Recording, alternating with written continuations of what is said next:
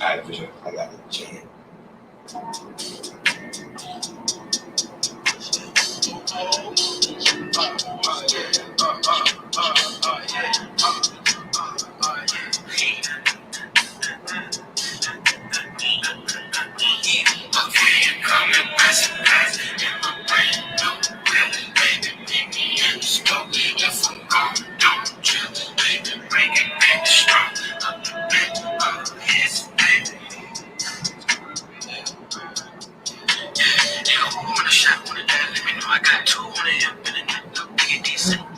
Open up tonight with Isaiah Rashad. That's my man, Isaiah Rashad. I love it. I love it. I love getting those vibrations, and that's why I give the same vibrations out.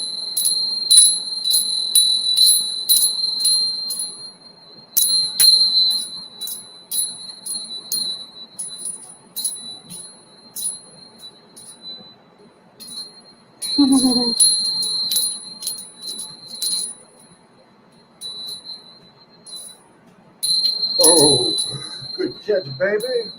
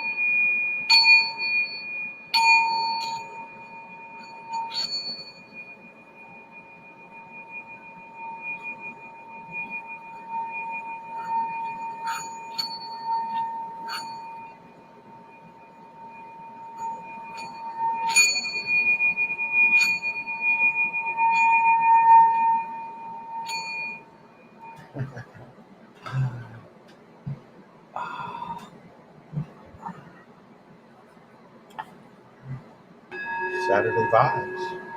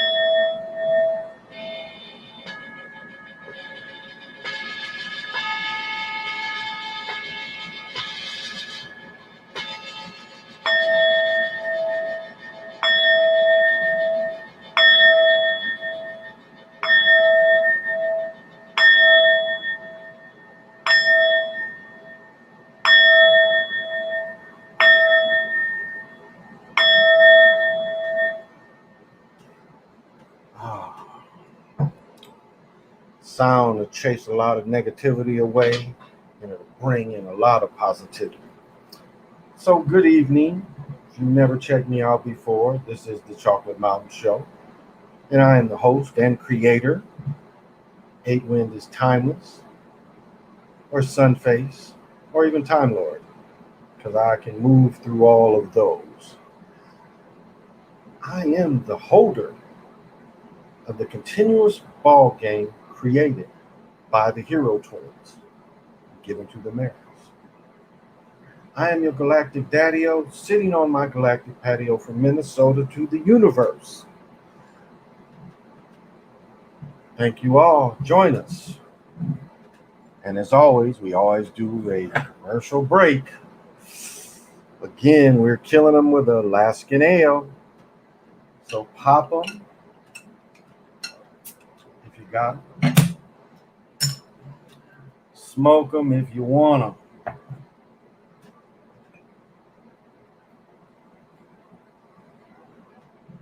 Not overly drinking, so put a little bit in there.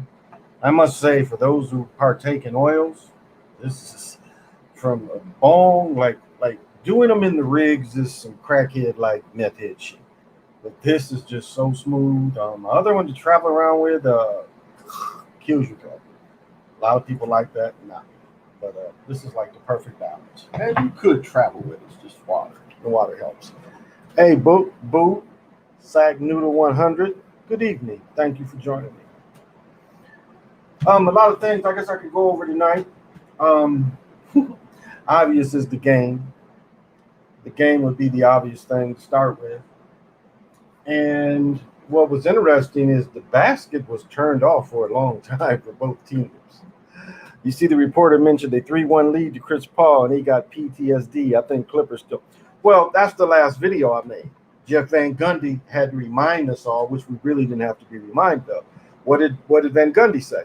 Van Gundy said, remember, they can reverse this. Last year, they were down 3-1, and no one thought Denver could come back. When you hear that, that's almost predictive programming. It really is. It's saying that there's something on the horizon for this. So, hey, Jay, thank you for joining. Very kind. Peace and love to you. Very good. Thank you. And the obvious things is Beverly allowed to foul. Beverly allowed to hold. Because you saw how ineffective he was when he couldn't hold and foul. One thing I'll mention this too. The last foul on Booker was Globetrotter play. Booker knew, because I looked at because I was like, I don't know about that. Booker had kind of made his jump, but then I looked at it again. I'm like, no, he did that on purpose. Booker charged on purpose. Hey, PJ, what's happening? Good to see you. Booker charged on purpose to foul out the game on purpose. That he fouled out like that on purpose.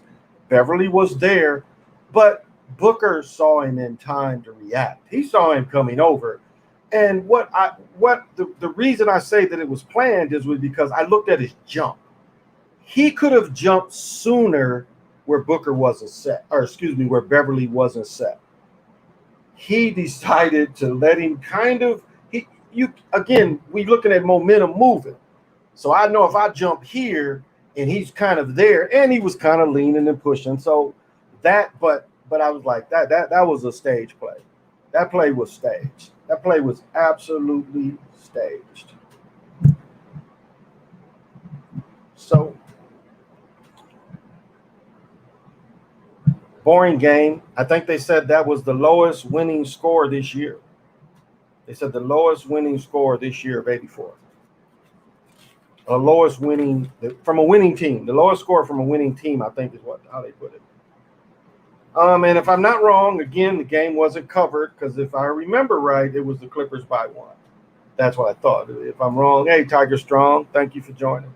So if I'm wrong, somebody, remind me. But it seemed like it was the Clippers by 1. Clippers was giving up 1 at home. So they didn't cover again. So it was every game we see, the Clippers just don't cover. It's 3 games in a row, the Clippers don't. Looking at breaking down the stats, Odom had 22 rebounds, which was a monster. And he shot 8 out of 14, which is not bad. And he had 19 and 4 blocks. Despite Booker having an average game, he had an all-star game. He scored 25 points. He only had, I think, 2 rebounds that he fouled out. But 8 out of 22 sucks. 8 out of 22 sucks. But you can see when they turn the basket off. And you can see pulled up shots, too. Remember Chris Jackson or Atman, remember what his video said. He said, this is how you miss. Now, that was a key Zach pointed out a couple years ago, and that video's still up. But he says, this is how you miss. And you can see where Booker would like I did that video where Booker just threw it up in the air and he missed on purpose. And we just went from a playoff game where they let the man go up in the air, come down, and then shoot the ball. Remember that I did look at my video a couple videos ago. Jump up, come down, then shoot the ball. Where is that allowed? Staying on top of them, they can't fool a true hoop historian. Thank you so much. What does Paul George get? What does Paul George get? Hey, Draco, thank you for joining me. Well, thank you, PJ. What does Paul George get?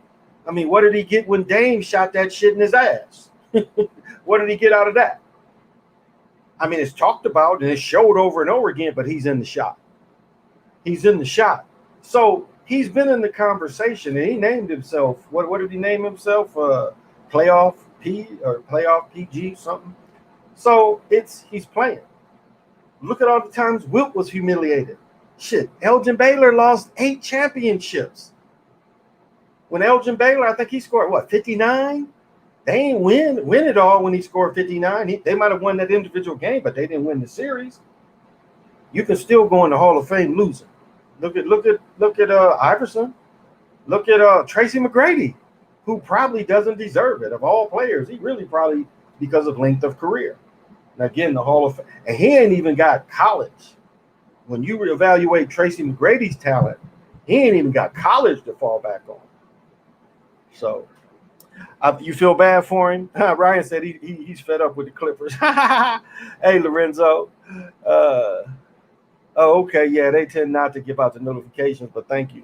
They really pushing Bucks versus Suns finals. I'm still saying don't jump because, again, we are still after the bubble. We are still after some of the lowest ratings ever for almost all sports. As much as that looks good, I'm not counting out LA and Atlanta. I'm still not.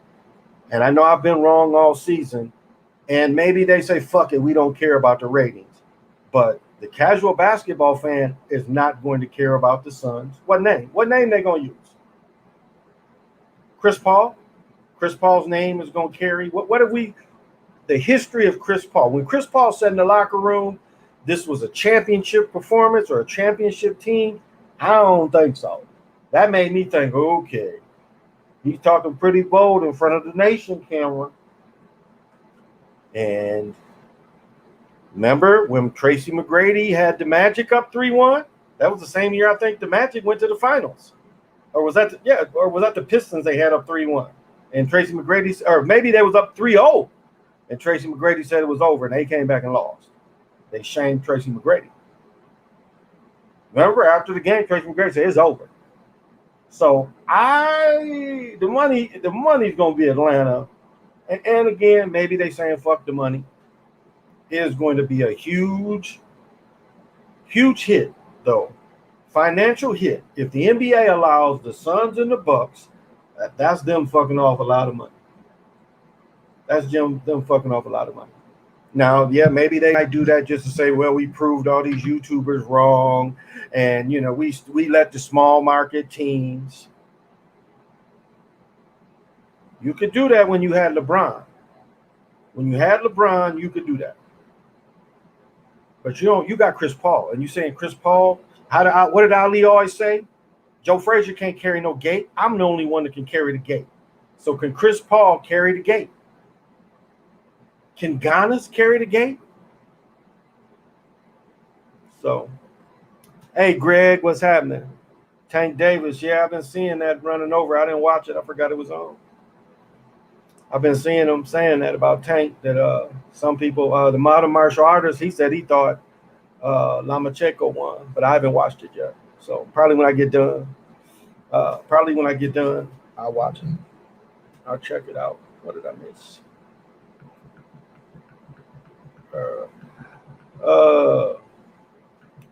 They're really pushing. Yeah, we're gonna see Draco though. We're gonna see if they push that. Business-wise, it doesn't. And I'm the same one that said it didn't make sense to not let a LeBron be on the Olympic team. That made no sense. If I paid all that money and I'm doing a movie and I got a chance to get double publicity, and on the other hand, if he wants to premiere the movie, the Olympics would be in the way. So maybe that's what they're looking at. But yeah, I saw that the Tank won. Hey, Gray, what's happening? Nice. Thank you for coming, Marcus the Great. People see the Suns in the finals. It would casuals believes not fixed. It will make okay. Draco says that if the Suns go in, casual observers would think it's not fixed. That's possible. Possible. That's possible. Um, that I can see their kind of thinking again. There now, this is the thing that is the thing. They are the little man, the little egghead man in the cave. He watching all this content because he knows, and some of us betters look to, and so they've got their little egghead person listening to this, and they're trying to spin the wheels, but yet, the NBA don't make most of this money out of gambling or betting. They make their most money off TV revenue, jersey sales, and then the home games. Now, in the larger picture, you got three nationally televised games at your place. No, yeah, about three apiece. Then the better team gets the extra fourth game advantage.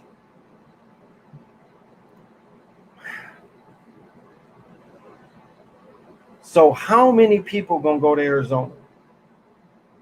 How many people will travel to Arizona to go see them games there, other than the people there? I mean, how many Bucks fans? And let's talk about Milwaukee. Now, I've already said the ugliest people in America live in Milwaukee. Do you think the people want to go there? Did you guys notice when they show the Milwaukee fans, you can't see the fans. They've got all their faces covered with some kind of blob or something. They don't want to let it get out about their homeless people. The gate is just no gate in that. And again, like you said, they want to prove people wrong. I think that's when they get them crazy ass real time stats records. The damn egghead could be 2, could be Hawks and 7. That's what I think. If the Hawks make it, against the Clippers, the Hawks. I'm thinking the Hawks will win because it's not a Dallas thing. Because really, who's carrying all these teams from now on? I mean, look at the gate.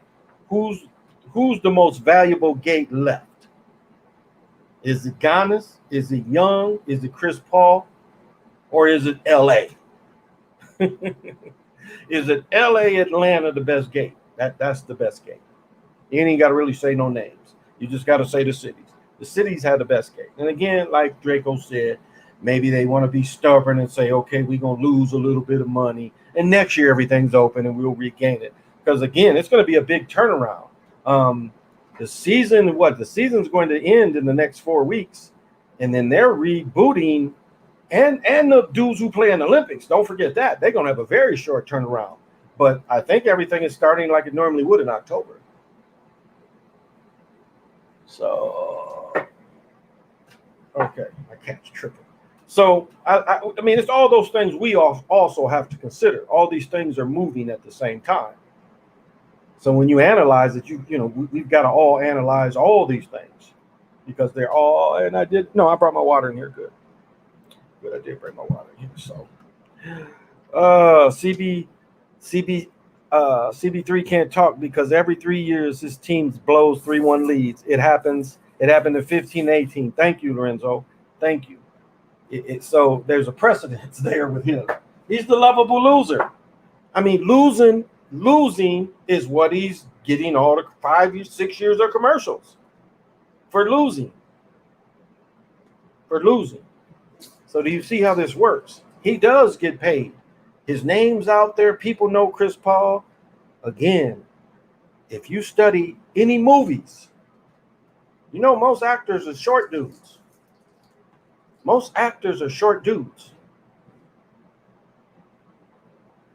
So short people film better. That's just a historical reality. Short people look better on screen. They look more normal on screen than taller people. So I'm talking about the big screens. So that is why he's in all those commercials. It's the pick of the shorter guy. So Season starting October 19th. There you go, Lorenzo. So that's a quick turnaround. We ended in the next 4 weeks. And then the Olympics. And so what they going to get off? What they really going to get off? August, September. These dudes barely get, and the Olympic dudes, they ain't getting that much. Remember when Horace Grant was bitching because Michael and Scotty didn't do the conditioning early stuff because they had just got done with the Olympics? You know, that selfish attitude. Not thinking these motherfuckers is tired. I mean, even though they took it easy, they still was there practicing everything. So, if Hawks don't go this year, they're going next year, the year after. Okay, Tiger Strong. That gives me a little more, but okay, I feel that. Welcome, King Kwan. It's been 6 years since CP3 blew a 3-1 lead, and we know about the number 6. My cats are messing with something. I'm going to throw something over there. Boo. Betting confidence in Clippers probably non-existent now. Yes, actors, super short. There you go. Siova. Now, Siova, I am the holder. So you can just call me the holder of the continuous ball game created by the Hero Twins. But he gives love. He gives love, and he gives freely. He gives a lot of, I appreciate you so much, and you and Keep It Techie. And Keep It Techie had a young man on his show, and the young man talked about quality. Now, I bragged a lot, and one thing that I fell into in quality is lighting. And it's funny, like now messing with lighting, how much, because I've created whole lighting rooms for automotive business. There used to be a Mercedes plant, one of our plants. We made their doors. We made the early M-Class, like the M-Class Mercedes doors in 98, 99, 2000. We made their doors. At it was Johnson Control. It was American Fibber, but it's Johnson Control. And as the quality control manager, I had created my light room, because different heats of light or different reflectiveness of light, it helps you see the color of something.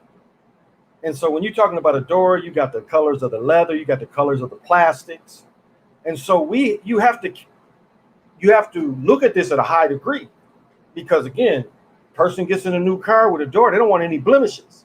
And then if the color's off of the other colors that this is applied to, the other plastic parts, that's a mistake. It's one time I had to reject a whole, what it was like a type of armrest, but it was an armrest hole insert almost. And so it was a plastic piece so big, but I tested them. I tested 3 or 4 of them, marked the ones I tested. I was like, no. And it was near some holiday, and I rejected it. Now, usually when my office would reject things, I had engineers in there, and the engineers would start talking to their people, saying, let's look at the molds. What's the problem? We're going to send our people down there. And so they sent a dude, and the dude and I went through every part. We went through every part. And then the dude took me to lunch. It was kind of funny, but we went through every part. And he said, okay, he saw the 6. He saw why I rejected them, but he said, did these fall? And we tested them all under lights. And I remember one of the engineers tried to give me a jab, and he was like, well, we had a whole lot rejected and then taken back. And I was like, yeah, because there was no engineer here at the time to go into the next process. It was just me. And they was like, oh, shut up. So, but I had to go to Alabama and set up their lighting. And it's interesting. I've said this before. We would bring some vinyl in, and I would look at it, because I had a machine. Check this shit out. I had a machine that I could just put on the vinyl. I didn't have to take it into my light room. This, I could put what our specs was. I could put this in this color machine. You know, I did the color. You primed it up with a computer, and then I could just go hit this. I would hit the plastic, and it would tell me if it was in spec. And so I had a big roll. That I was like, this is out of spec. But then what I did is I took it to the light room, and I put it under each colored light. And I was like, oh, I knew the light that they put in their plant. Because matter of fact, when I changed this lighting, they had to change the lighting in the plant, because they had to visually see this too. And so I knew, I was like, I kind of laughed. And I was sitting with the engineers because I'm doing my job. I'm like, I'm sending this to you because this is my job and this is out of spec according to us. And so they looked at it. They was like, and then one of them thinking he's smart, he's like, well, what about them? Will they notice? I was like, no, they won't notice. This is the light. We've already did the test with that light. There's no way they'll notice. And so these engineers signed off on it. But I forgot that's part of my history that of tech that I did, all the testing and all that kind of stuff. So, and I was a CMM operator too. So Unique Breed, what's happening? That is none of your business, Unique Breed. That is a personal thing. But I'll just say this. I take Concentrix every 28 days. Every 28 days. I really haven't had any side effects. I took the vaccine for shingles. Now, I had chicken pox. My third cousin, she got it. My third cousin got it. One of my aunts or uncles got it. So they're the generation ahead of me, and it's pretty good chances I would get that. And I've said before, the only side effects I feel for the shingles is I'll be itching like right here. Like right in here, I itch, and I know it's that. So, that's a personal thing. If a person wants to say that they did or didn't, that's on them. So it's really not to share. There's a commercial with a deer, so that sounds like Buck's Sons, but Hawks play in State Farm Arena too. Yeah, somebody brought that up the other night, and maybe was it you, Tiger Strong, that brought that up? It was brought up the other night. Yeah, I remember. Yeah, Conley, what's happening? He's the Players Association. Got to give him one. Well, I've said this before too. Not even really considering him, but could this be his equal to Oscar Robertson and Kareem? Kareem, when he won it, I think it was the second year. I think Kareem's rookie year was 69-70, and I think they won the finals in 70-71. Could that be a possibility? Could be. Nate Archibald would fall in that same boat. The championship that Pistol Pete could have gotten, if not he retired, he would have played an extra year. But Nate Archibald filled that spot, and Nate Archibald got one and played well, still played well, quick. It was like with Larry Bird, and you got somebody that everybody trying to guard Larry Bird. And let me switch a little bit to the Dream Team. Maybe I didn't get his full story about the Dream Team. Like I said, it was with Isaiah, we was all going to Dr. Tucker's camp in Lansing. Okay, a lot of friends, a lot of connections. So Isaiah started coming around. I think we was both in 7th or 8th grade, maybe both years. So Isaiah was one of the in people with Magic. Mark Aguirre, Jay Vincent, Greg Kessler. Gerving was one of the crew. I first saw Gerving play. He went for a dunk in the summer league game, broke his hand. He was pissed that he didn't get to play no more. So Gerving was young, because I was young. I was about 11, 12. So Isaiah Thomas is kind of an asshole. That's it. Now, one reason when the age stuff came on and why Isaiah threw shade at Magic was over Dr. Tucker. Dr. Tucker was all these dudes' managers, all the agents, all the 5 people. I can't say Gerving for sure, but I'm pretty sure he even was at one point Gerving's manager because he came around so young. Remember, Gerving played at Eastern Michigan, and it was some shit with the coach where dudes wasn't even enrolled in school hooping. If you look up that story of Eastern Michigan, somewhere in there, Kenny McIntosh. But anyway, so all them dudes. So I want to say that Mark Aguirre and Isaiah went the same year, I think, and then Ralph Sampson. I think all of them came out the same year. So Dr. Tucker was all the agents. And if you read Magic's autobiography, Dr. Tucker ain't even mentioned. He talks about having another mentor. And the reason is Dr. Tucker stole from all of them. He was, hitting their bank accounts. And so by the time that Magic, does the rubber thing for the rubbers, for the condoms, this goes on too. And so Isaiah's, Jay Vincent, another one, all that little group got hit. And so Isaiah, I think, took a little bit out on Magic. Now, the other people, remember, Isaiah and them was fighting with Larry Bird. But somebody brought up, this is the funny thing about Larry Bird having a funky attitude. Like someone brought up, they brought Isaiah in. Summer camps. It was like he was getting a little bit of coaching treatment from Boston. which made no sense. Now, Red Auerbach again and Larry Bird, I mean, it's hard to say. So much poison, but it really did come down to Isaiah and Michael Jordan. And it seems to point to them kind of freezing him out. And I think he took it out on George Gervin too. Because remember, he kind of humiliated Gervin. People don't remember, but Gervin was with the Bulls his last couple years. Jordan's first or second year, Gervin was there. Hardly ever played.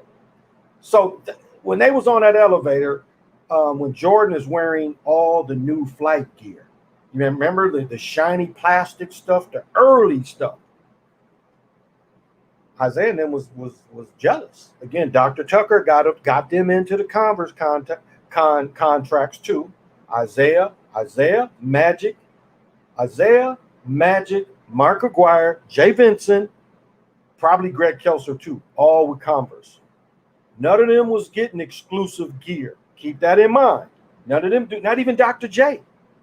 We called them shoes the Dr. J's when they first came out in 79. But by the time they came out with them cats, they had a different name. And so here Jordan is like already. And so they was all jealous of that. But I think, Michael held that against him. And so talent-wise, John Stockton shouldn't have been on the Dream Team. Chris Mullin is maybe. Because I was wondering, was Mitch Richmond in the league then? Because if Mitch Richmond was in the league then, he was better than Mullin, hands down. And Leitner, they thought Leitner was Larry Bird. And Leitner was not Larry Bird in any means, shape, or form. Now, when you go into the Hall of Fame, basketball considers your college career. Was Leitner a great college player? Shit, you could just say the same thing of Daddy Hurley, of Williams, Jay Williams.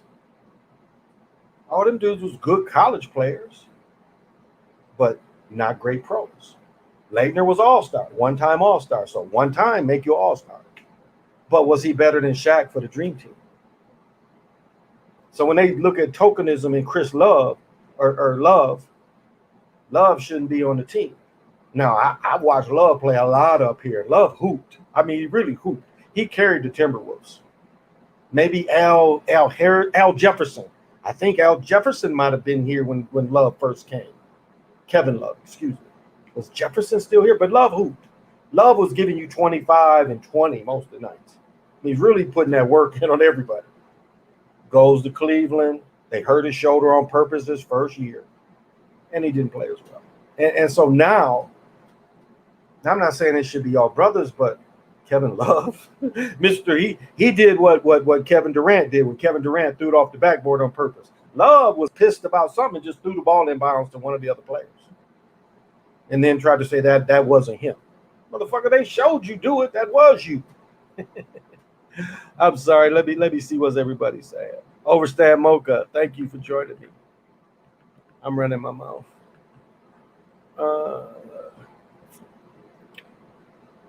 Homie 43, what's happening? 208 Productions. High vibes. Already kindly sent my 130 futures on the Suns. Here we go, Chris. There you go. Kindly say putting it in. Make that money, baby.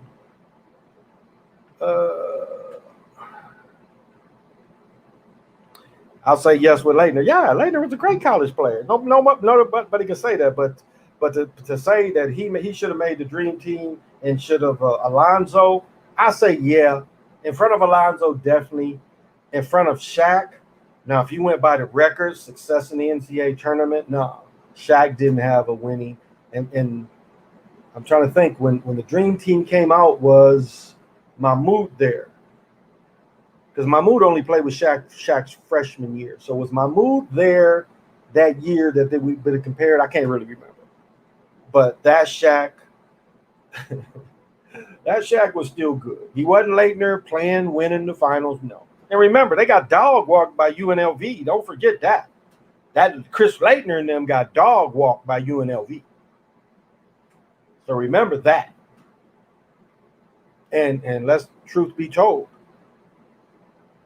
when the Fab Five played them down in Durham, Raleigh, Durham, whichever the one they're in, Durham, I think. They damn near beat them down there. Remember, they damn near beat them. When the regular season, it was one of the early games, they almost beat Duke. They almost beat Duke. It was only a 2 or 3 point game then. And these cats, and maybe even Michael Talley started when they were smart. I don't know if Sam Mitchell started back then or not. They had quit. But to sit down Michael Talley and to sit down Sam Mitchell for Jimmy Jackson and King, it was fixed. Michael Talley better than them. Sam Mitchell was power forward. I know you had Juwan. I know that. But at the other forward, Sam could feel that. Sam could play small forward too. And Sam's 6'8", 6'9", and played like Webber. That strong to the hoop.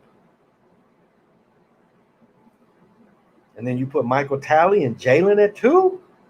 That was the better team. That was by far the better team. Yeah, Jimmy King. Because he can catch alley-oops. Don't mean you can play. I think the Suns about to blow this 3-1 lead. That is what I'm leaning towards. But not only, Tuya said now that he don't think so. I don't know. I think it's a very good possibility. Here's another one. Did y'all notice that at the 3-minute mark, the Suns didn't score another basket? Chris Paul scored that late layup they let him do. Oh, and okay. When Chris Paul goes between his legs like that in traffic, that's Curly Neal.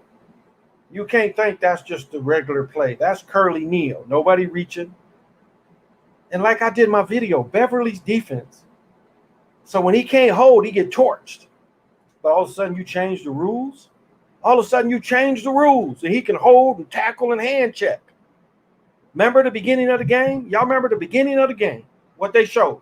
They showed their faces off. All the different plays. All that holding, all that hand checking. And they highlighting it. You ain't supposed to be able to hand check anymore. Hand checking is controlling. You can make that contact, but you can't control anymore. You got to put it more like this. You can't control. That is supposed to be a foul. That's what they took out. It was like for those of you that played high school in the last 20 years, remember, there was a time where you could hold down in the block. When you was guarding a dude, you could have one hand up and one hand in his back. Anybody remember those high school rules?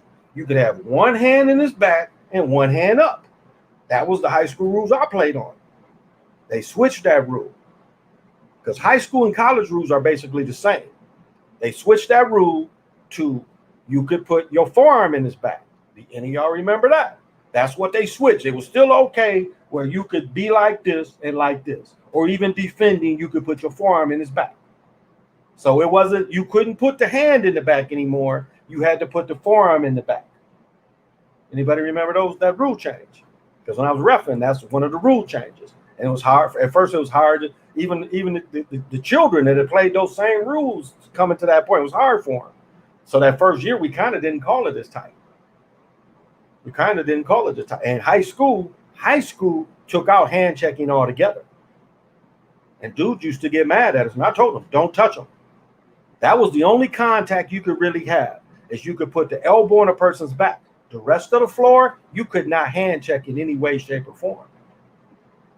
You couldn't touch them at all. And dudes used to get mad at me, but I told them before the game, don't touch them. We playing under high school rules. And all of a sudden, like, that's what helped Michael Jordan. One game to Google is, and I watched this from somebody's video a long time ago, but I'm sorry I can't tell you his name. But the video he showed a game from the previous year when you could still hand check between the Blazers and the Bulls. Blazers handle them easy. You go back to the next year, they took away the hand check of control, and Michael Jordan was like, you blow on him, they was putting him to the line. Michael Jordan had a few of them years where he was Karl Malone, where he was like Dwayne Wade shooting 22 free throws against Dallas. Michael Jordan that's why Magic talked shit. What did Magic say? Don't get close to to Michael, it's gonna be a foul. And Michael was stung by that. You watch that when they, Magic laughing and shit and all that. Michael was stung by that.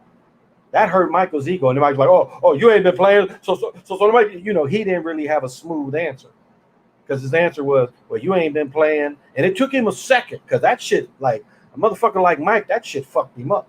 And they on camera being filmed. Magic fucked him up though, but Magic told the truth. Magic embarrassed him, but he told the truth. You couldn't touch Michael after that. What did I miss? I'll catch up. I know it's a little. Clippers win the game, but Suns in 6. Clippers win the next game. Moonrock, that's you? Okay. Clippers win the next game.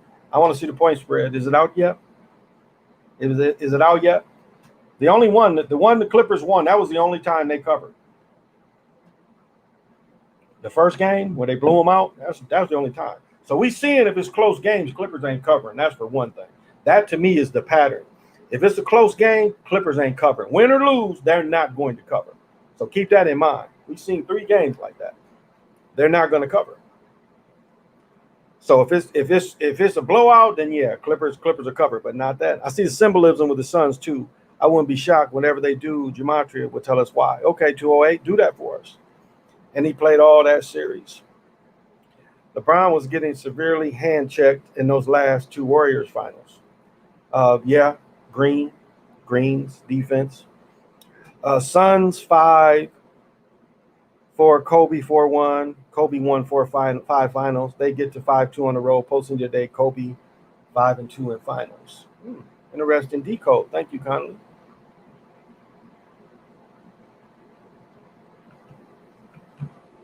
Oh, maybe I went down too far.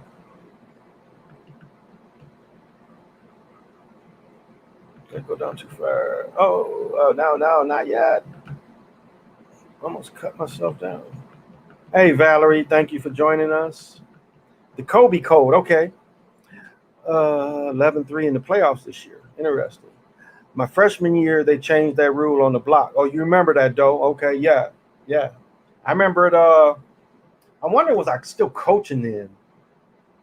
I might have been still coaching. I might have still been coaching JV when that came in. But I wasn't reffing when I first started coaching JV. And that would have been, my son was born in 89. I started coaching in 86, my first year as the freshman, the JV coach, 86. I don't remember. Can't really remember. Was that before my first group, my first 5 years of coaching, or it came after? I don't remember.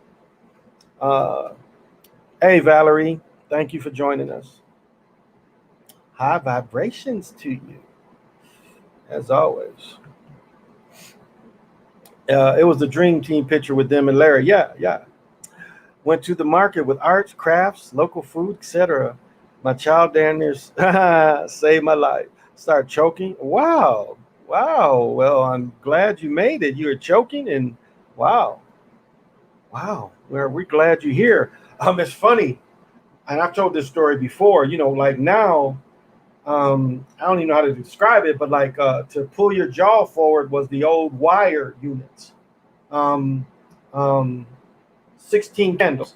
Joan Cusack.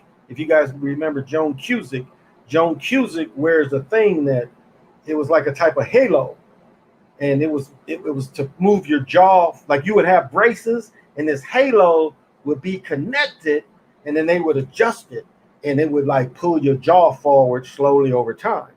Well, that turned into what's called a Herpes unit, and my son had this. And they, instead of having that halo, they put this shit deep in your throat. And so he had it for a couple of days, maybe a week, and he was downstairs eating, and he choked on some shit because again, you got this piece of steel, like out here, and it takes a little bit getting used to. This fucker was choking to death. Luckily, he walked up the stairs and his face was blue, and I had to Heimlich. He spit all that chicken out. He was I love you parents child for about 2 weeks. He's like, Father, Mother, I love you both so dearly. That shit lasted for about 2 weeks. But we glad you're okay. Hey, Great says Phoenix -6. Ooh, ooh, I don't like that. Phoenix -6. Yeah, that might be worth the taking there. That might be worth the taking. Because if it's a blowout, the Phoenix don't cover. Phoenix gets blowed out. That's interesting. Okay. Let me write that down. I don't think about that one. I might have to make some calls. Shit, you ain't got to call. You just got to punch the shit in. Yeah.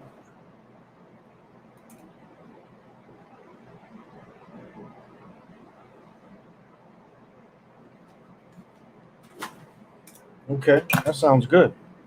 I'm going to have to look into that one. Thank you. Thank you, Gray. Oh, I've been one. Oh, okay, Anise. Phoenix versus Atlanta brings ratings. Nobody cares about Milwaukee. It's really that simple. It really is. It is really that simple. I still think the Clippers going to the finals, and I've been wrong the whole time. Oh, homie had a question. I'm sorry. Hey, King Kane, thank you for joining.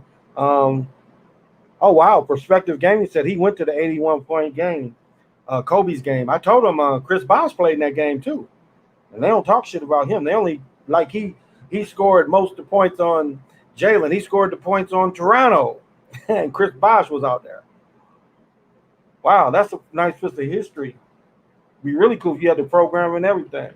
Like that's my thing. It's like I've always had these programs, and I try to keep them because different players and stuff. But as the years go by, it's just become trash. But if you had that program, people would probably buy it from you.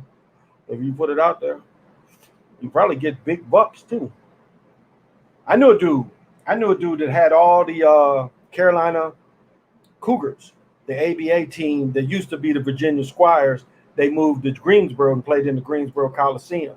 And as I was saying, I knew a couple people that worked out there. That's how I always got tickets when I worked for the water department, because one of my friends worked out there. He was an usher. But this dude's dad, he had all the programs. And he told me this, wow, back in the 80s, we was working together. He's like, yeah, my dad has all those. And his dad was still an usher out there. So he's like, you need tickets. He said, ask me ahead of time.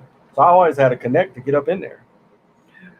I think so, Valerie. I still say nobody wants to see Milwaukee and the Suns in the finals. They just, like Ali said, that ain't going to bring no gate. I mean, yes, all the home games. See, this is what really, all the home games are, of course, going to sell out because of what we just went through. I mean, that's a given, okay? But is it going to bring these big spenders in, buying suites, renting limos, going to the most expensive restaurants? Now, we know what's in LA. We know what's in Atlanta. Now, let's look at Milwaukee, Wisconsin. What is there to do? What is really there to do at night? They do have a casino. No. That casino, yeah, they got a casino in Milwaukee. Yeah. Potawatomis have a casino in Milwaukee. So here's a casino there. But it's not Atlanta and it's not LA. So that money matters. And they want these big time people to come in and spend big money. So it impacts both cities, and it impacts the NBA, because the NBA still, they want the TV ratings. I mean, think about it like this. You Stern, and you start negotiating, and you negotiating for Milwaukee, and you negotiating for Phoenix. Now there's the commercial people that have dealt with you, and that's pretty much a given. But some of these companies gonna be like, wait a minute, how many people really gonna watch that? I mean, how are we really building our brand with those two teams? How is it going to affect our local sales? How are our local sales going to be affected in Milwaukee? How are our local sales going to be affected in Phoenix? Is this going to rise my company up? And most corporations, it's hell no. Compared to Stern going to them, or not Stern, I forget, Silver going to him and saying, he ain't even got to say nothing. He's like, we in LA and we in Atlanta. Who wants in? Everybody's going to want in. So I mean, you got to look at the big picture of this business and why it's a crooked business. Because all these things you have to consider. Now, maybe they'll laugh at us and say, ah, ha, ha, ha, we fooled you guys. We put those sorry teams there, and hey, we just said, fuck the ratings. We don't care. Business ain't usually run like that, especially big business. So we'll see. We'll see.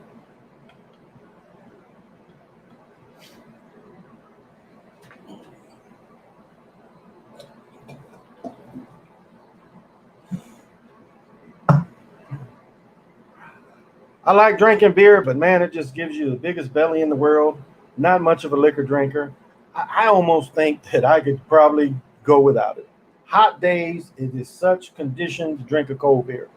But I don't think that it would be that hard to just quit drinking it at all. Drink water, make natural things. Kind of leaning that way. Please, oh, thank you, Valerie. It's going to be the Bucks versus Suns. Suns in 4. David says, okay, okay. Yeah, Kawhi, they're kind of saying, yeah, he's out for the playoffs. They're saying even if they go to the finals, they don't think Kawhi would play. So, okay, David, who will the kids like more, Bucks or Hawks? There you go. Who are the children going to like more, the Bucks or Hawks? You can identify with Short Trey, and he's the same mode as Dame. He's the same mode as Seth. He's the same mode as Steph.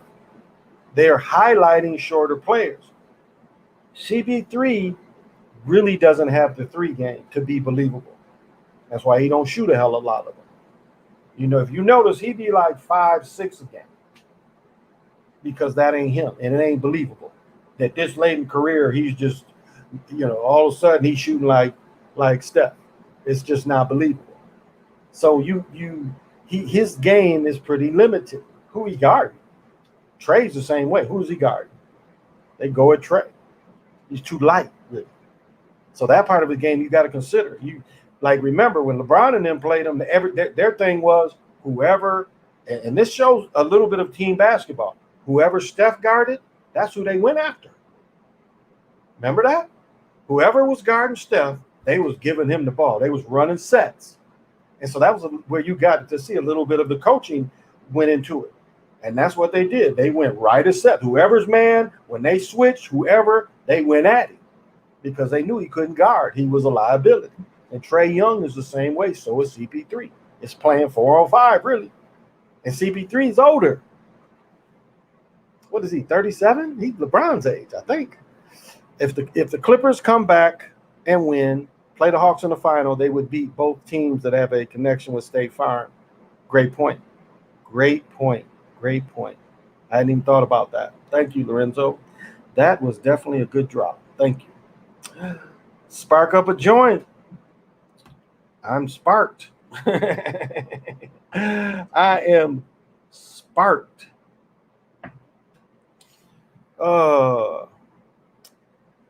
Reggie Jackson said coming back from a 3-way lead is very, very doubtful, just to take it one game at a time. Well, of course, that's what they're going to say, King. I saw that. My goodness. I was looking at that brother, and that brother was like, when they say dark-skinned brothers be looking like a ghost because they don't put enough lotion on, he looked so unlotioned, like he's never used any, I know he got to shave, he never used any kind of conditioner or anything. It was just like that pasty ghost look of being dark. Like, brother. Kawhi looks abnormal when they pan the camera to him. I thought he would have been sitting on the bench with his team offering some additional coaching guidance. I'm pretty sure Kawhi is autistic. Pretty sure. They have done like the year they won, they knew he was going to be in front of the camera a lot. They seemed to work with him more, but he appears to be autistic. He really does. You see how when he misses, he grunts and groans? Like, ah! I mean, you ever caught that when he gets fouled and he wants to call? Ah! He makes just that weird noise. I don't know. I could be wrong. A gravity bong to that. I rip a gravity. We call them geebs here. Yeah, this is the baddest thing that don't kill your throat. Now rigs are the best. To get concentrate, rigs are the best. I mean, it'll hit you, give you that ooh-wee. It'll give you that ooh-wee feeling. And they've got a new thing because, again, the whole torch thing is very methish, crackheadish. But they got a new thing where you take this little metal bowl. They have this round thing that heats that up, and then you don't need the torch. So that's like $169. That seems a little better. Plus, you can get a better water thing. I mean, again, this is limited to the amount of water you put in here, but you see there's water up top too. So it's a nice little thing. And all that on there is reusable. You can scrape that off and use it.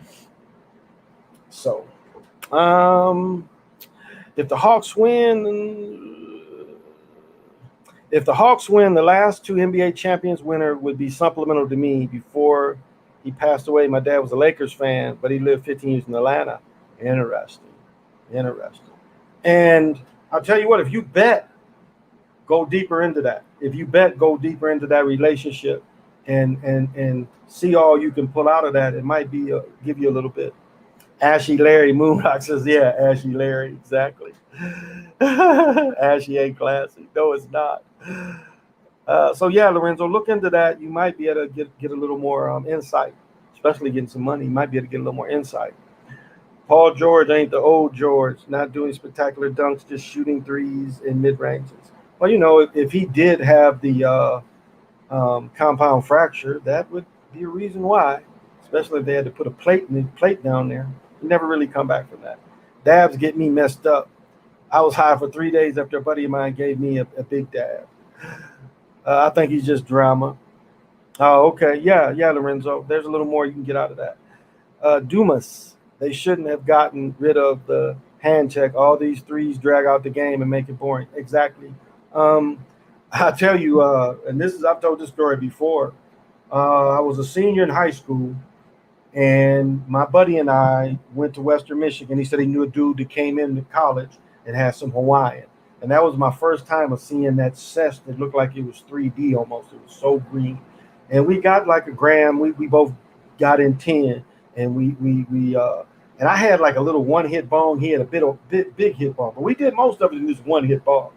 So I sit for him for hours, and we just get high off this Hawaiian. So that day, some dudes wanted me to hoop. And, I mean, I was just buzzed. But, you know, my confidence is never low. So I go in the gym and just know I get to hooping, and I just ain't really have it.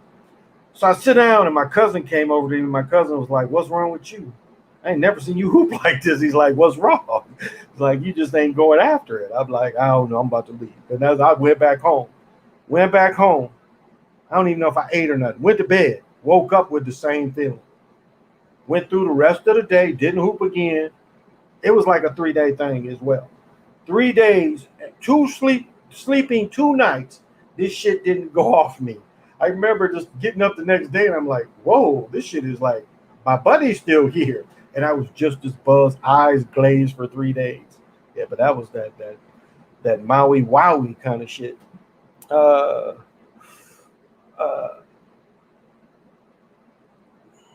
Wow, I think Kwame was just traumatized or PTSD because his dad was killed in front of him. Okay, that's a good point. That makes me analyze him a little deeper, and that would put you into your shell. I thought the dad died in his adult years at his car wash business. To me, it's been weird ever since they put him on the map. Really, Danny Green put him on the map. Kawhi, I don't know why they made Kawhi the MVP.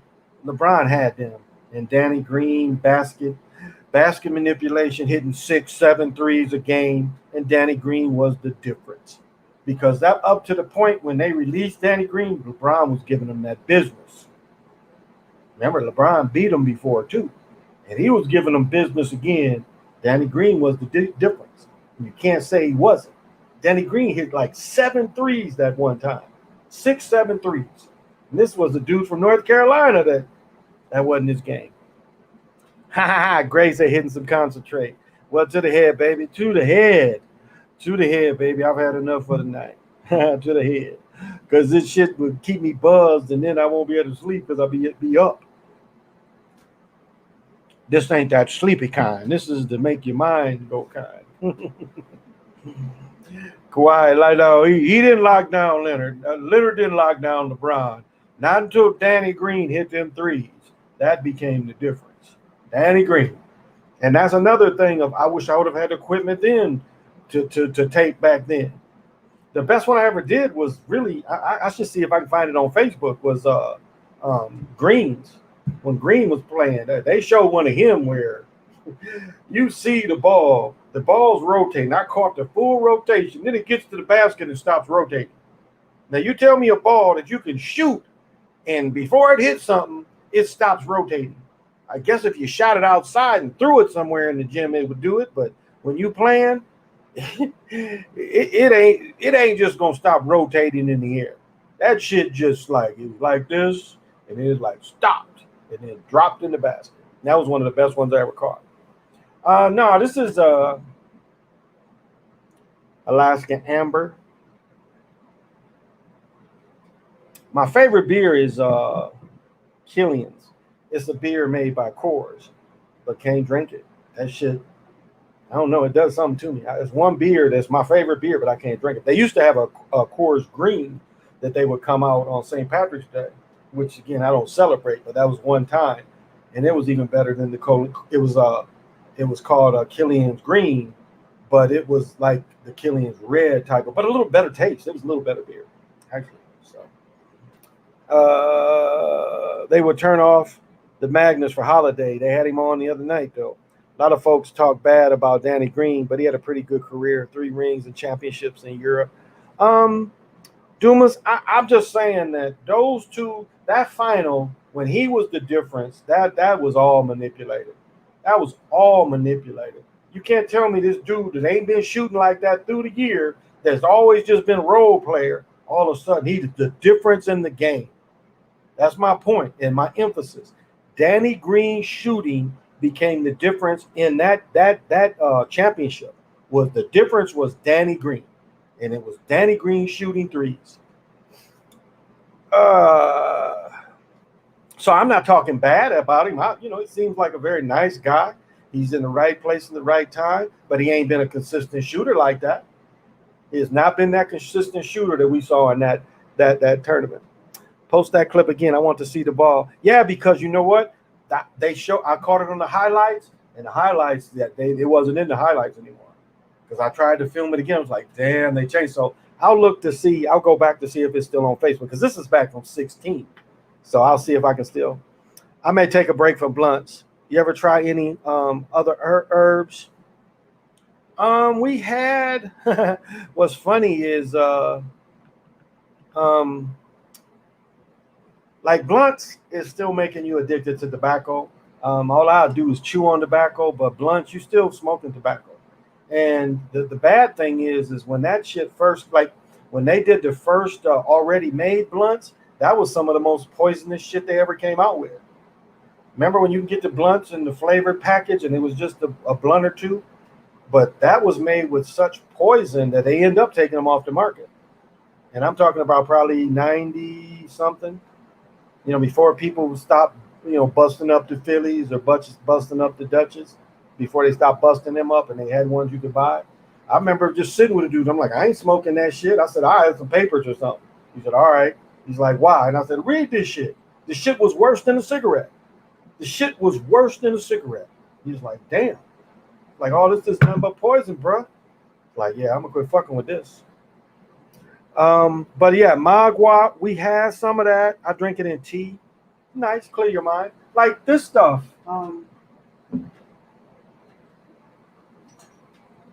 Is she legit? This stuff?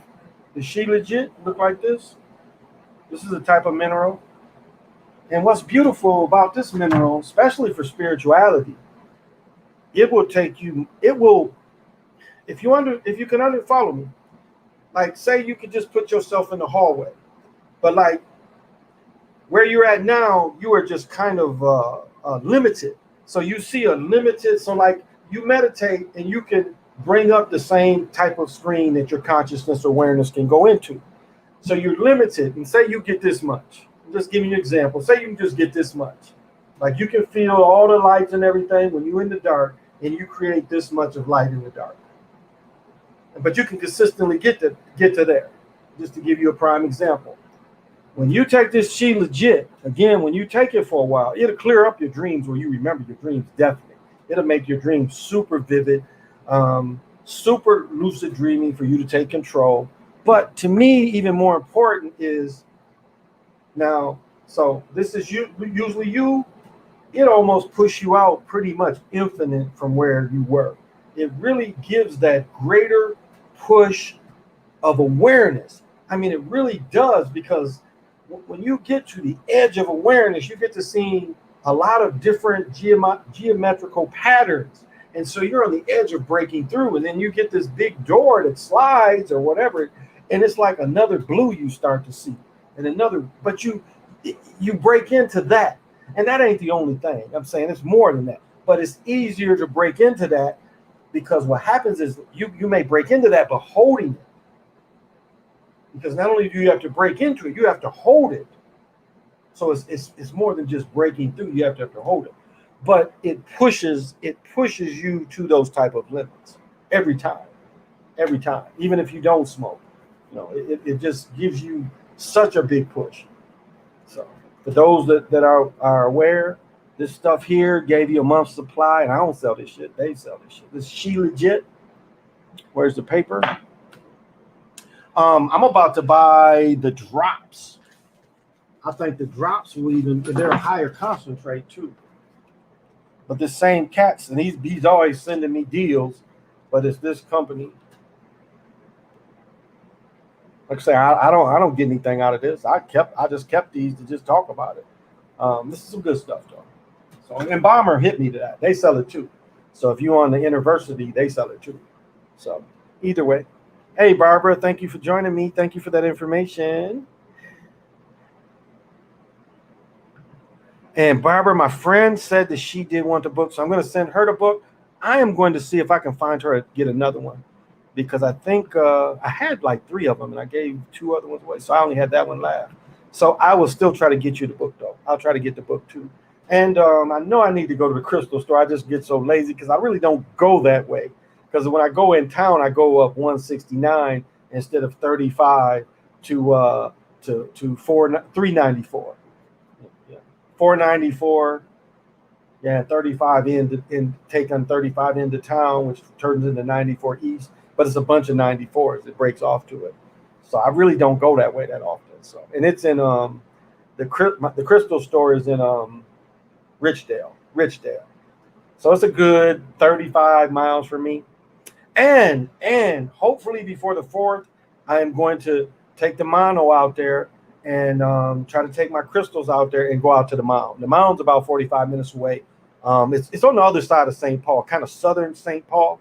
Well, maybe not that far as the refinery, but it's like right on the Mississippi too. So it's a really sacred area. So hopefully I can do a live at the mound, because that's one of the only mounds around here. So hopefully I can do that and push some of that mound energy. Demetri Leonard, 203 Game 7 of the NBA Finals on the 203 day of the year. I don't know how they're connected, but I'm sure they are. Derek Chauvin equals the same in all for as Kawhi. Interesting. Okay. She Legit is the best for you, or what She Legit is the best for you, or like the resin. The sticky stuff is super bitter, but you can put it in coffee. You can put it in a smoothie. So the resin, just how to work with it. I mean, to get it melty, whereas the drops, you can put in anything. And the drops, you could even put it on your tongue. Sometimes I put a little bitters on my tongue before I meditate. So it's the resin, like I drink coffee. So the resin is easy to melt in the coffee. So that's the only thing with it, is getting it to break up enough. But you can, nuke it for a second or two to get it soft. The resin, the drops cost $70 for about 5 months supply. That's the difference. Where like this was 25, the bigger bottle I think was 35. That's 5 months supply. The drops I think is equal, but the drops are a higher concentrate. So I think I'm gonna switch over to the drops. He always sends me deals. So I like Valerie says, Moonrock says, NBA's best players got more skill than Giannis. Boo, that's funny. Valerie says, I like Valerian Root, Kava, Passion, Flower, Skullcap. ashwagandha resin, mushrooms, and catnip herb. They're in relaxation. Yes, yes. Um, I've taken mushrooms too. Smooth, smooth, smooth. Hey, James, thank you for showing me. The sheep are saying the bucks in five. Ah, yeah, yeah, Barbara, no problem. Yeah, I'll get the package out. Look for it probably Friday, Thursday, Friday. Look for it. You'll definitely get it by then. And like I said, I didn't get any Motovite, but I've got to make a thing to go get some Motovite. He called me. That's what I told somebody else. He called me and he said he got some small pieces in, and it doesn't take much Motovite. As long as it's real, it doesn't take much to kind of sit there with it. So yeah, I'll get the Motovite off too. Oh, that was nice. The Tiger Stone you showed me was nice. And I actually don't have one of those. Yeah, I don't have one of those. So that was real nice. That was real nice. I liked it. Yeah, he has a Tiger Stone. Yep, I like your Tiger Stone. Um, I wonder, does she have it? I wonder if they have.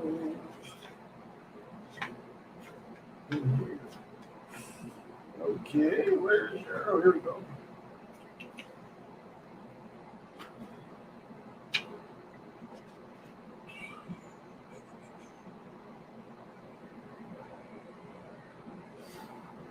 I'm gonna have to look at the picture.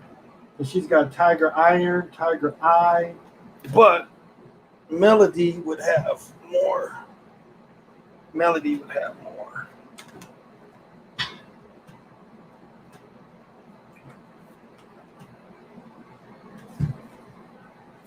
Let's see if Melody has it. Because I think, I want to say Tiger Iron is probably also what it's called too.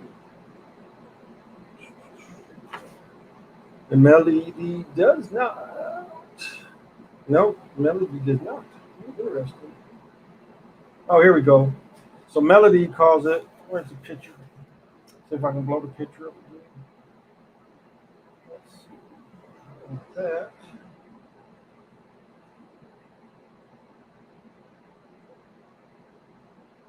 Yeah, I think this is the Tiger Iron. Yeah, that's what I think this is. Is that what she told you too? It looks like the Tiger Iron from the picture of it. Yeah, that's what I think this is Tiger Iron. So yeah, this is good pieces. She has some nice stuff. Did you get some of that Palo Alto, the wood? She has some Palo Alto here, some agates. It looks like she has some. Looks like some ore quartz. But yeah, she got. You should have got a piece of that Palo Alto. Yeah, I think this is the Tiger Iron. Is that what you call it? Where's he at? Oh, you should have got some Palo Alto. That's the little pieces of wood, and you burn that like sage. Yeah, you burn that like sage. It's not as fire hazard. But yeah, he got some. I think it's Tiger Iron. Yeah, yeah, it's really nice. And let's see, might have a bigger picture I could show people, and then you can say yay or nay too. Yeah, that's why I got to go to the crystal shop. I just been lazy. As a matter of fact, they're about to have. Wow, you know what? I'm gonna do a live when they have their 50% off, and maybe we can do some business because when they do their 50% off, all the stock that's out, and it's a little shop, is 50% off. Now, even the stuff in his cases, because he got $1,000 stuff. He got really exquisite, one of a kind shit. Let me see. Hey, Laquan, what's happening? Indigenous, what's happening? You have three tiger eyes. Yeah, I have. Let me see. Tiger eye wand. Yeah, right there. Oh, I'm knocking shit now. Oh, there's my lighter. Yeah, I got a tiger eye wand. And I'll tell you what, tiger eye is good for. This is one of the great things that are for protection when you drive. Tiger's eye is really something that you keep in the car. And this is my son's crystal, the big goofy one that's always in the pictures. But yeah, it's beautiful. But this is the thing to travel with. I switch up. Sometimes the crystals don't like just being sitting in the car, but a good travel stone for driving. And so that's Tiger's eye. And Tiger Ore, he's probably got a bigger picture of it. Tiger iron for you.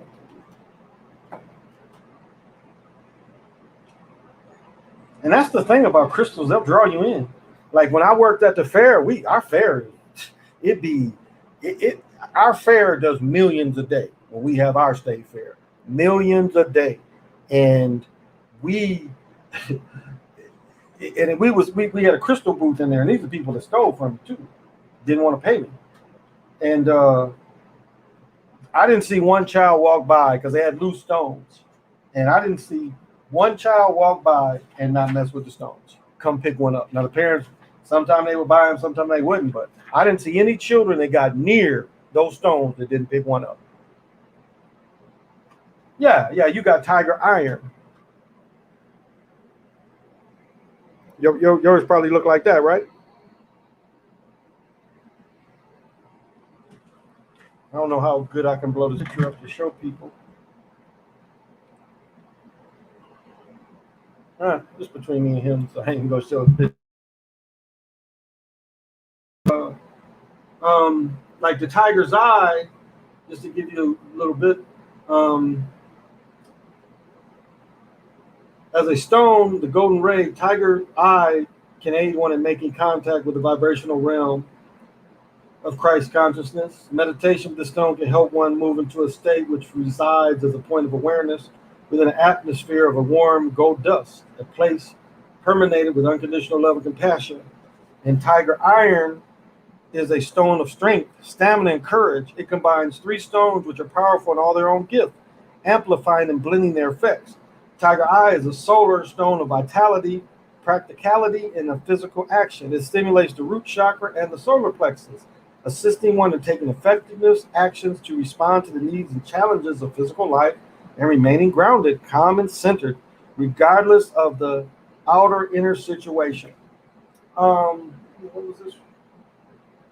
Red jasper is the stone of vitality, so it has red jasper, and that's everywhere down here. I have a bunch of red jasper.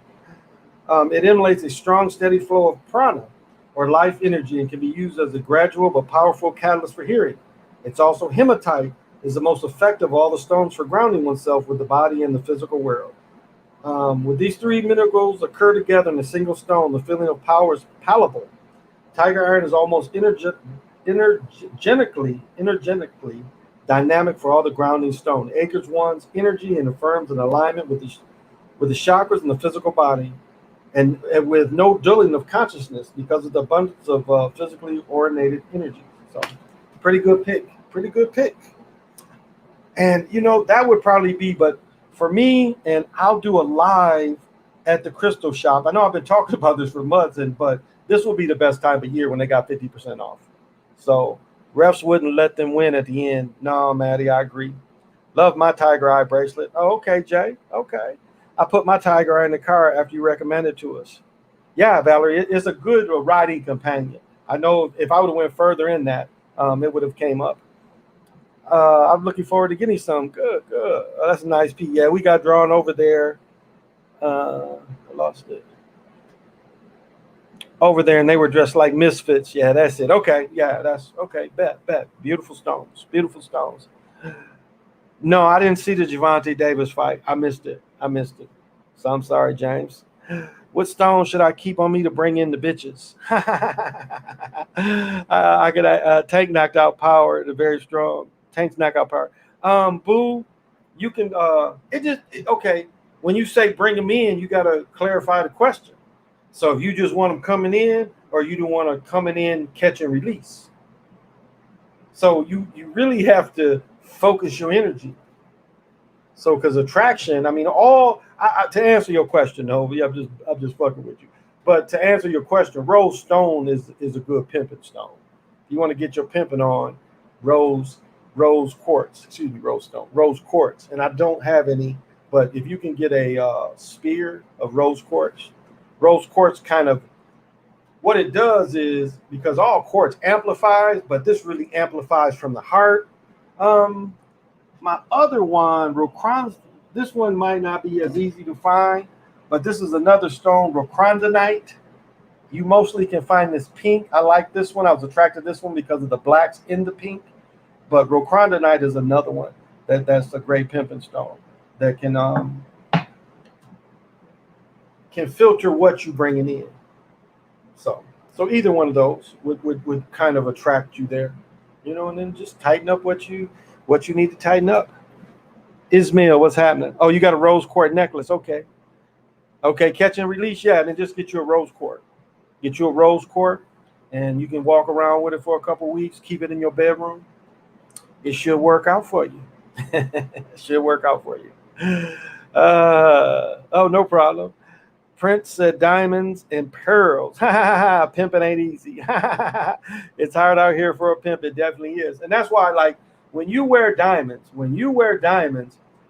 the good thing about meditating with diamonds, they amplify everything. They really do. They really do. It's like when I first get into the stage is I think the gold, I think the gold in the rings, the gold in both rings. And then, I break down the motivite because I want the gold to activate this motivite. Now, silver in general, that's holding it, silver is going to make, when you get to the molecular structure or the molecular realm, the silver is making the motivite generate what it's supposed to do. So silver is making the motivite. So then you put in the gold, and gold is the one metal that helps you mentally. Silver and copper help you inside, but your mental capacity is helped by gold. And so this is to keep this stuff from dying the way they want to attack us. But and then I go to the diamonds because then I have to activate the diamonds because I know the diamonds, whatever state I'm in, is going to amplify. But the curse of the diamonds is when you get in an argument or bad energy, you got to wash these suckers off because a diamond will hold negative energy. And so the longer you wear a diamond and you don't cleanse it, you don't clean it, and you've had any kind of negative thing, that diamond, that energy is going to sit there. And that energy is going to expand. So you got to get rid of it as soon as possible. So if you wear diamonds and you get some bad vibrations, arguments, I don't care where you at, wash the dang ring, rinse that shit out of there. I'm going to rinse this soap right out of my head. That's all. But for those of you like meditating and you wear diamonds, it's another boost. It's definitely another boost because they're amplifiers. It's like the diamonds I put in my hat.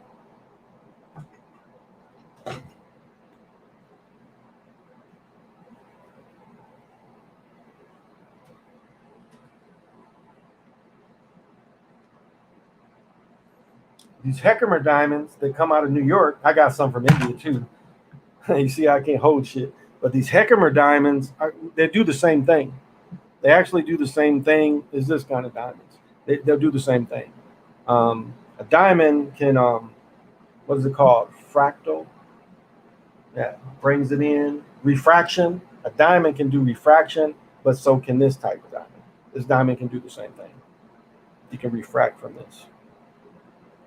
And these are fairly common. They're not that expensive. Is this my clearest one? Maybe.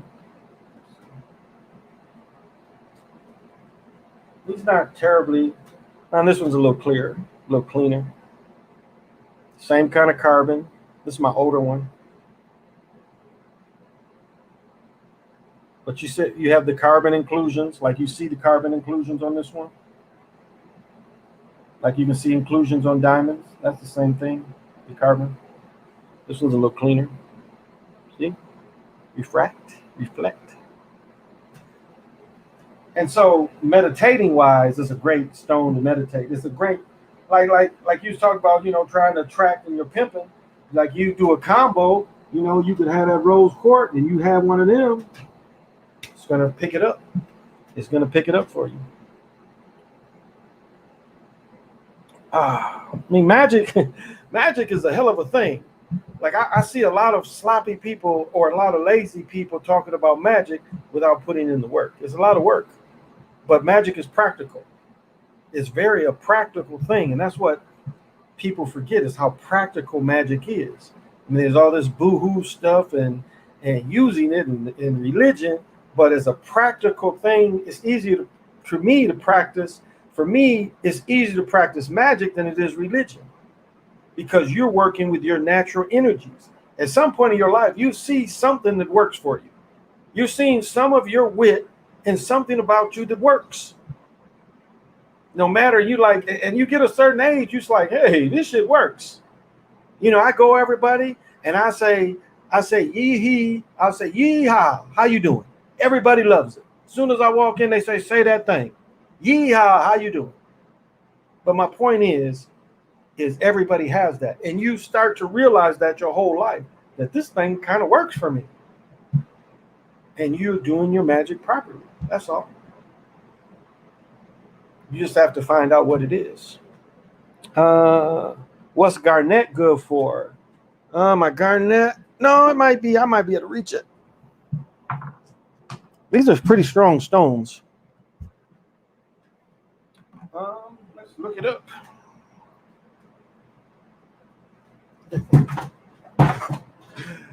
KO and books. I want to Melody's book anyway. Too much turning. All right, Melody's book is TKO'd on the floor. So we're going to go here. The possibilities with garnets. Because I carry a garnet all the time. I don't think this is the one I carry. I think it's the other one I carry. But this one is in my medicine wheel.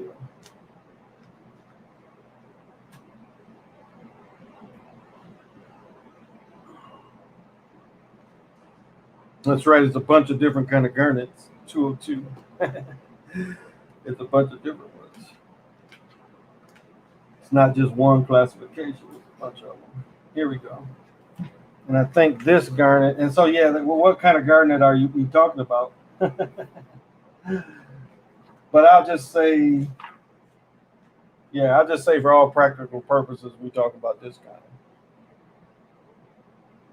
And like I'll ask for a crystal and I'll see a cheaper one. He's like, "What's the same material as what you got?" Because my shit be like a little more. And he's like, "Well, it's the same stuff. If you're looking for the same stuff, this is the same stuff." But this is called a rhodolite garnet. Emotional healing, self-worth, walking the spiritual path. Rhodolite reflects the light of the heart and helps one receive abundance on an emotional level. It encourages one to both receive and radiate the frequency of love. It assists in opening the heart to the energy of divine love. It also encourages the expression of love between people, from simple kindness to compassion between the love and a committed relationship. But if we go back to garnet, because it is a garnet, it applies. Let's see what they say about garnet. So all types of garnets carry the energy of prosperity and the enjoyment of worldly pleasures. Each variety carries the theme to a different level of experience. And the dude who wrote the book says garnets are tools for making the products of creative imagination manifest in a three-dimensional world. The various kind of garnets are key to different types and levels of manifestation. All are good for grounding one's dreams and desires in the physical domain. And let's see what she breaks at the end of it.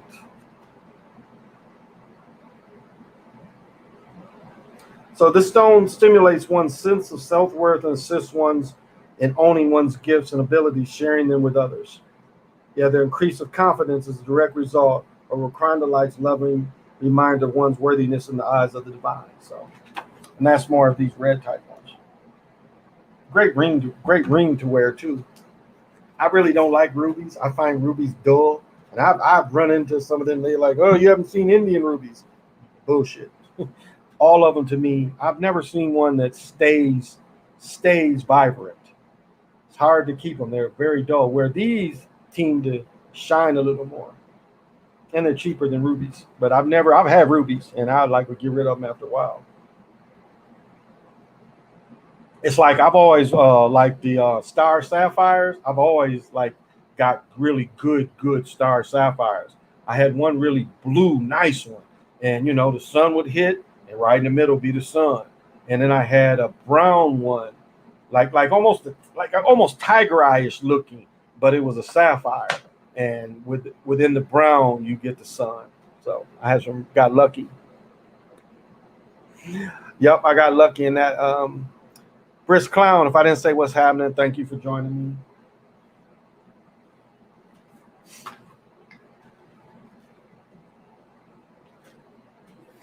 Um, Okay, so my tombstone video, I was old man, and I have dyslexia too. So keep that in mind. But I was old man, and I'm like, yeah, this is my one of my favorite movies because I like Dana Delaney, and it's Tombstone. And then I'm talking, I'm like, yeah, I can't remember what town, because I know Dick Taylor's like, hey, big bro, that's Tombstone. But I was like, so that I was old man, but it's just so funny. But I want to break a little bit of down about Tombstone. That movie, what you don't see is the secret part of that movie is the taken over by the Masons wearing the suits compared to the cowboy, the plains people, and a lot of melanated people was with them. And so it's really about that more than the shootout. The real thing, if you talk to the real people, it was almost like a drive-by. They went in there overloaded and had a shootout close to people though. The movie with Burt Lancaster gives you the best example of what really happened. But Val Kilmer's character should have won an Academy Award.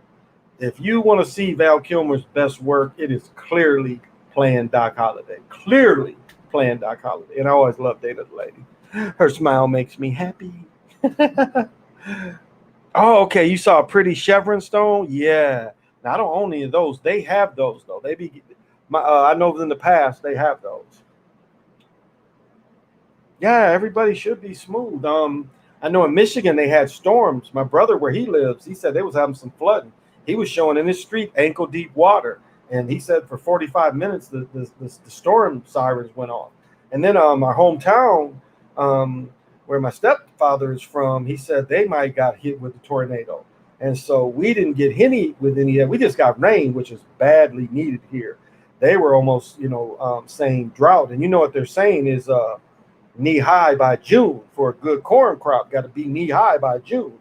And so a lot of them been crying. Like where we live down here, all the people boating are complaining about getting their boats fixed because they bottom it out. You bottom out, it injures your boat. You got to take it back in.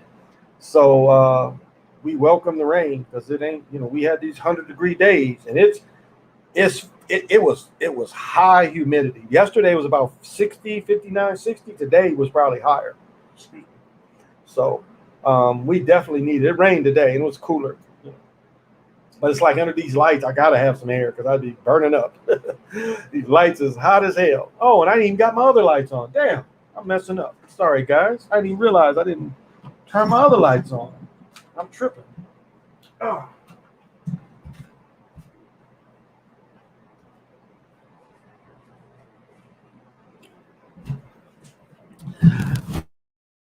Catch.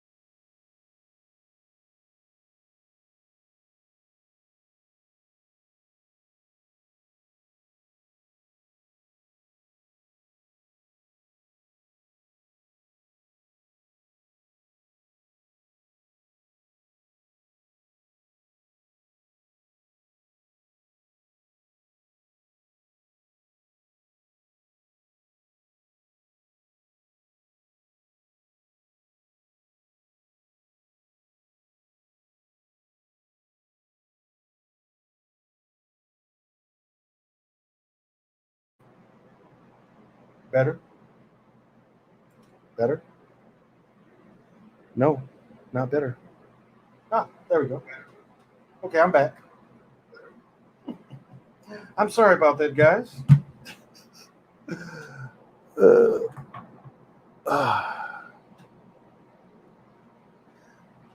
I'm sorry about that. A little overzealous. Knocked the mic off. Sprained my thumb. Dropped the other phone. Damn.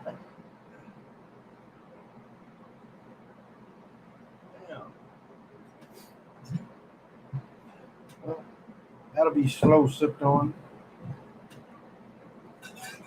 Switch to the backup water.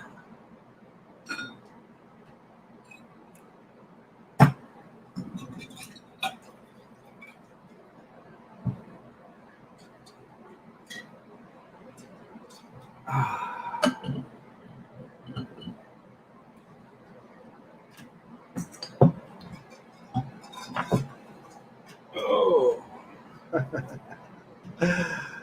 Oh, thank you. Yeah, I'm looking at myself being dark, and I didn't think nothing about it. I was like, oh, not cool. Not cool.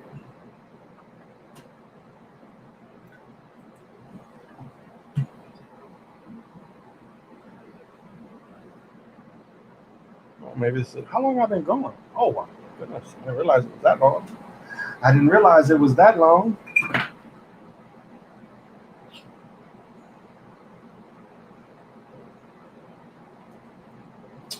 Ridiculous. Ridiculous. Oh well, that's how it goes. Ah, I don't know, guys.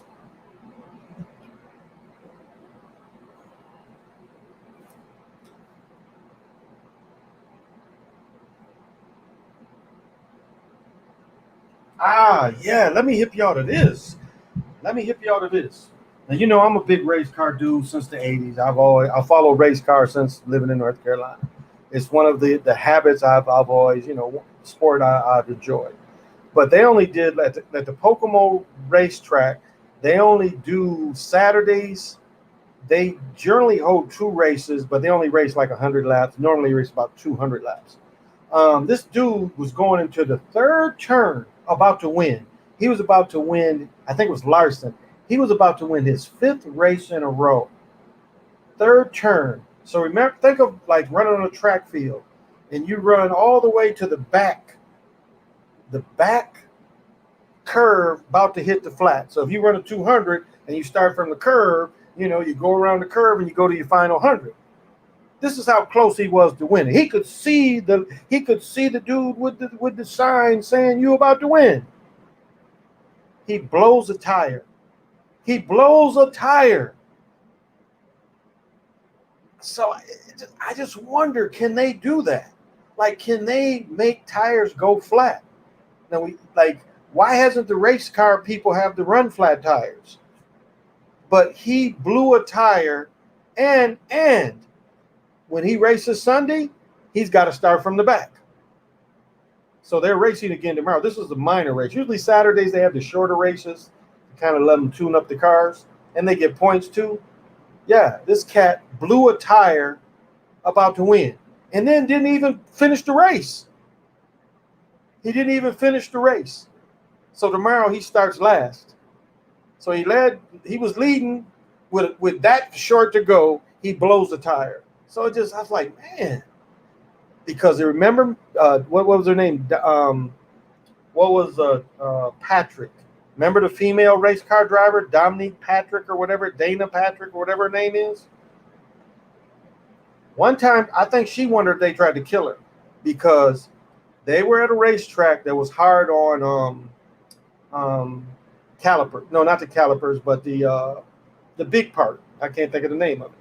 The big part is like you got your brake pads, but you got that big part. I can't think of the name of it. I'm an old man. But anyway, this racetrack was when they would get this part was the brakes, and I can't think of it. But when they would get these parts, this part was specially made for this racetrack because there was a lot of braking.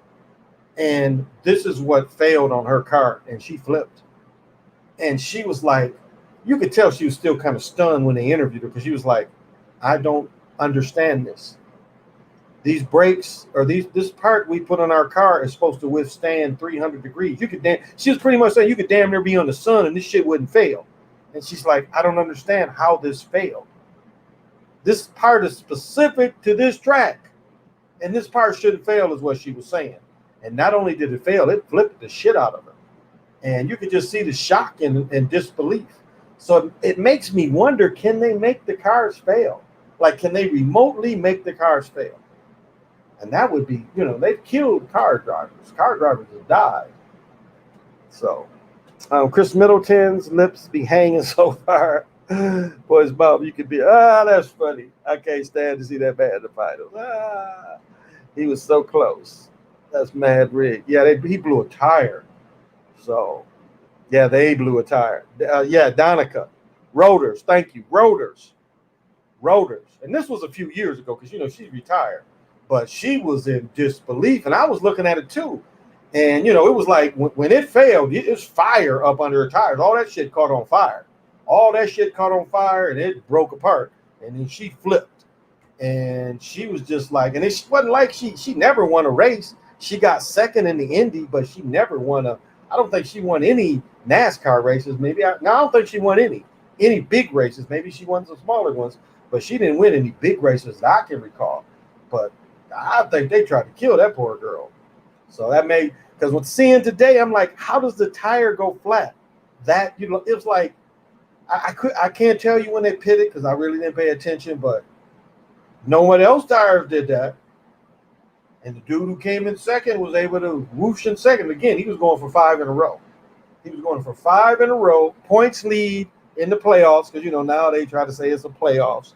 Wallace ass ain't in the playoffs. Wallace did finish 14th, though. But he wasn't in the I don't think he's made the playoffs. I don't think he's going to make the playoffs. Because I always watch where he is. But, yeah, that was crazy. That sucked. Dana Patrick wasn't too bad. No, it means she was shook too. She was shook. Because sometimes I'll be wondering, like, dude just flipped in the car and you interviewing him? That's kind of some cold shit. Like, get your ass in here. I don't care if you got a concussion or not. You gonna talk. Perspective. Y'all seen Cars 3 in the Disney movie? They had a laser beam that could be seen to the naked eye, and you could point it. It would make the cars malfunction. Good catch. So there probably is some type of technology. There probably is. So they did something to that tire. Because Larson was cruising. 3 laps left, 2 laps left. And it was it was a quarter lap left. Not even a quarter. You was coming into that final 220. It was like running into 220. That's all he had left. Which ain't nothing but a turn, and he hit the straightaway. He went into that turn, and it was like, they almost said it before the tire was flat. And, they got a good old boy on there. His tire's flat. Left tire's flat. You know how they talk. Left tire's flat. You still hear country people talking on the race car show. Left tire flat. It's like, how is that possible? So close. What was different about his tires compared to the dude's following? But I tell you, the coldest picture is it was a picture of that dude that got killed in Vegas, and it was racing the Indy cars. And it was Sports Illustrated had a picture where the car was in the air and he was driving. He's in the air and there's a car under him. And that car, and it killed the dude under it. It killed him on the track because the car went in the air and it landed on the other car. That's why now they finally put cages around it, and they're supposed to be open air cars, but not anymore because they put that protective cage over them now. You look at the Indy cars, they all got that cage over them now, which they should have been had. But they killed that dude in Vegas. And that picture, I used to have a book that had that picture in it. Earhart, the father, died from being in an accident with the son on the racetrack. Well, that was like what he did is he couldn't win, so he was pushing. Before he got in the accident, he was pushing a Waltrip. Daryl, the younger Waltrip? No, Michael Waltrip. He was pushing Michael Waltrip, and he pushed Michael Waltrip to victory. And that's pushing him. They hit that curve, and you see that thing now. They've got that thing that puts them in the seat. And it's just like in the NFL. If you didn't wear a helmet before helmets was mandatory, you would be grandfathered not to wear a helmet. Same with hockey. If you played hockey before they made you start wearing them, you didn't have to wear a damn helmet. Well, he didn't wear that neck thing, and that's what they say. And they say that the steering wheel, that violent, whiplash basically killed him. So some say, I've heard other people, I think when I brought this up before, somebody commented and said that they made the faulty one, but he didn't have that thing in there. I know that. And it was like, but his team, his car won. He didn't personally win, but the people that he backed won. The dude who drove for him won. Waltrip was in his thing. Brake rotors wouldn't just explode in flames like that. They would be glowing red hot for minutes before. So they definitely have technology to fuck the cars up. Yeah. No, it blew up. Her tire blew up because they kept saying the whole thing that the rotors, they had to have different rotors. No, that thing burst in flames, and she was shook. She was shook. I've been around people that been shook. Near death people been shook. She was shook. So yeah, that you're right. It burst in flames. So they did something to her car. Yeah, they do put too much in movies. I'm gonna see if my teenager watched that again with me. Prime Road Jones versus Marvin Hagler. He would have been a naturally bigger man, I think. Jones, just depend on what age. What age? Like if you say both of them, because Hagler really was a late bloomer. So let's say both of them at 28. I'm trying to think of a fighter that you could compare that Hagler faced, and I say Leonard would be, if you put it like this, a harder hitting Leonard with a bigger Leonard. I guess that's what you would have to consider, a bigger Leonard type of fighter. And you saw all the problems he had with Leonard. Scoring wise, I thought Leonard beat Hagler, but again, skill set, very similar skill sets as far as head movement, escapability, quickness, and quick punches you don't see. I think Hagler would have had a hard time. And at 28, I think Roy had grown a little bigger. Hagler was a middleweight? So I think Roy by then would have been a little bigger dude. But I think skill set wise, if you looked at how Sugar Ray fought Hagler, we talking about a bigger dude to hit harder. And had a better skill set. I think Roy Jones Jr. had a better skill set than Sugar Ray. Roy's problem was he just didn't have anybody that could fight in his era. He had to fight way too. By the time he went up and won, he beat Donnie LaLonde. No, that was Sugar. But by the time he went up to heavyweight, he was really waning. And by the time them light heavyweights, there was real heavyweights caught up with him. I thought those fights was fixed too. The dude who fought in the Rocky movie, that was very suspect knockout. I think Roy started taking dives. But I think Roy had a better skill set. But again, it's hard to compare because I think Roy would have been a naturally bigger dude. Again, what ages? I'll tell you a better fight would be like if you could imagine Joe Frazier and Hagler. That would have been a hell of a fight. You're talking about dudes about the same height. Again, Joe was naturally 210, 200, 205, 210. So we're talking about a naturally heavier guy. I'd have to look up how tall Hagler was. So Joe was probably a little taller too. But that would have probably been a better skills. But yeah, Barber definitely sacrificed as far as the car racers. Yep. Trying to build the Paul brothers up so they can revitalize boxing. Boxing is not doing bad, but it's really not. Like I talked about last night, MMA has helped boxing tremendously. It has just put generally interest in everything like that. Because you got the ones where, the Japanese style where there's no grappling, that's kind of MMA overshadows that. I prefer that because I don't really like the grappling.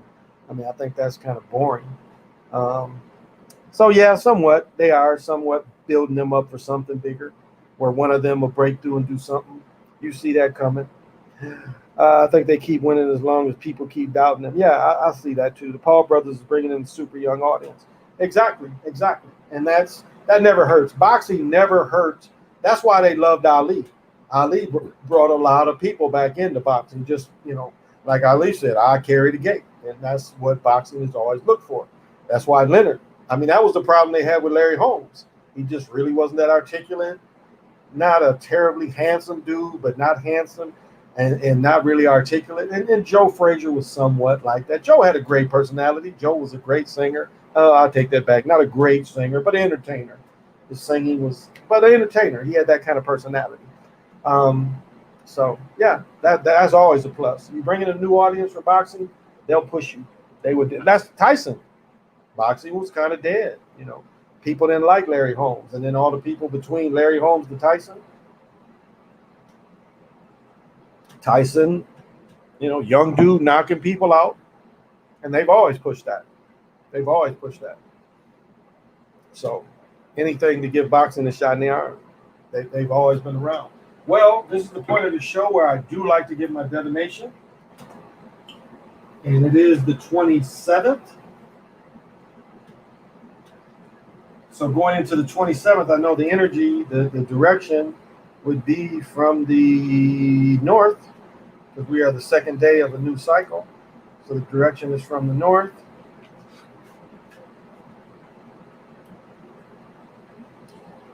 And I believe we would be in Ak. Those of you who want the Mayan fractal, that is it. And Ak is dog, mammalian brain, emotional life, guide, and principle of loyalty, faithfulness that gives strength in the spiritual journey.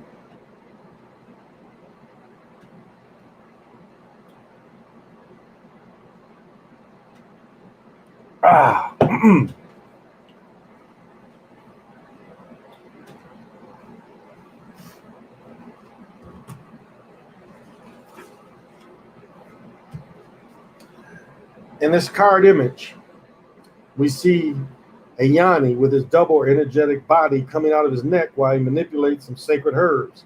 The footprints represents the Yanni journey, and his double symbolically as a friend bringing an offering to a deity, the dog. Getting the dog card is a sign of traveling without losing your connection with the place you are coming from. It represents also the virtue of faithfulness towards someone or something. A double beings, we cannot achieve healing. As double beings, we cannot achieve healing and wellness if we do not honor the tonal and nagal sides of our being. The problem is that in modern times, humans are generally absorbed in their minds only, trapped in the side of reason, so to speak. But reason gets kicked if not balanced by the efficient and continued use of awareness of the other self, which is based not in reason but in silent knowledge. It is our magical side. The dog represents our journey into the experiences of our other self for the sake of achieving completion and integral development. The time is prosperous, the practice that leads us in that direction. The other important meaning of the dog is fidelity. Getting this card may mean that someone loyal to you is playing an important role in your life, perhaps without your acknowledgement. The card can also mean that you may also stand up for someone or something and be loyal to that person or cause despite you stand up despite the difficulties you may face by doing so. And this might not be a small cause, but very often our growth depends on our capacity to serve others. At the end, being loyal to your heart and its connections will orientate you in times of uncertainty. So, for those of you that can use that energy, I send it out.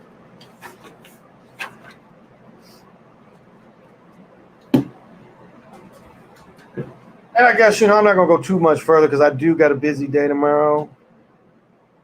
Are we trying to build? Yeah. Yep. So, it's a brother they call him ABL, and I ain't going to say his name, but there's nothing wrong with being conservative. But to cap for a bunch of people that don't need cap, they already got enough. But you are there and you are there leading chargers. I mean, it just doesn't seem authentic. It comes off as fake that you capping harder than they are. Why is that? Why do we got to be that one person that's got to be super for them? I mean, history, they want to erase history because they think that the bloodlust and the murder that it took to take over this country is supposed to magically go away, and it shouldn't be taught anymore. And let's tell the truth.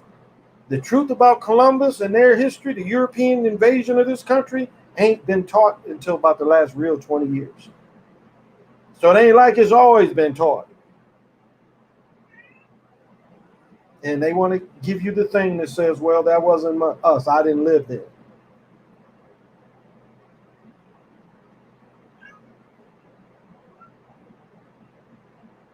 That is not taught about the people that killed the trees.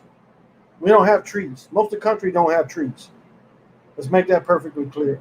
Most of the country does not have trees. We have shrubs and bushes. Bushes can be made out of wood. Keep that in mind. Out west, way out west, they kept a couple of the original old trees. This whole country was like that.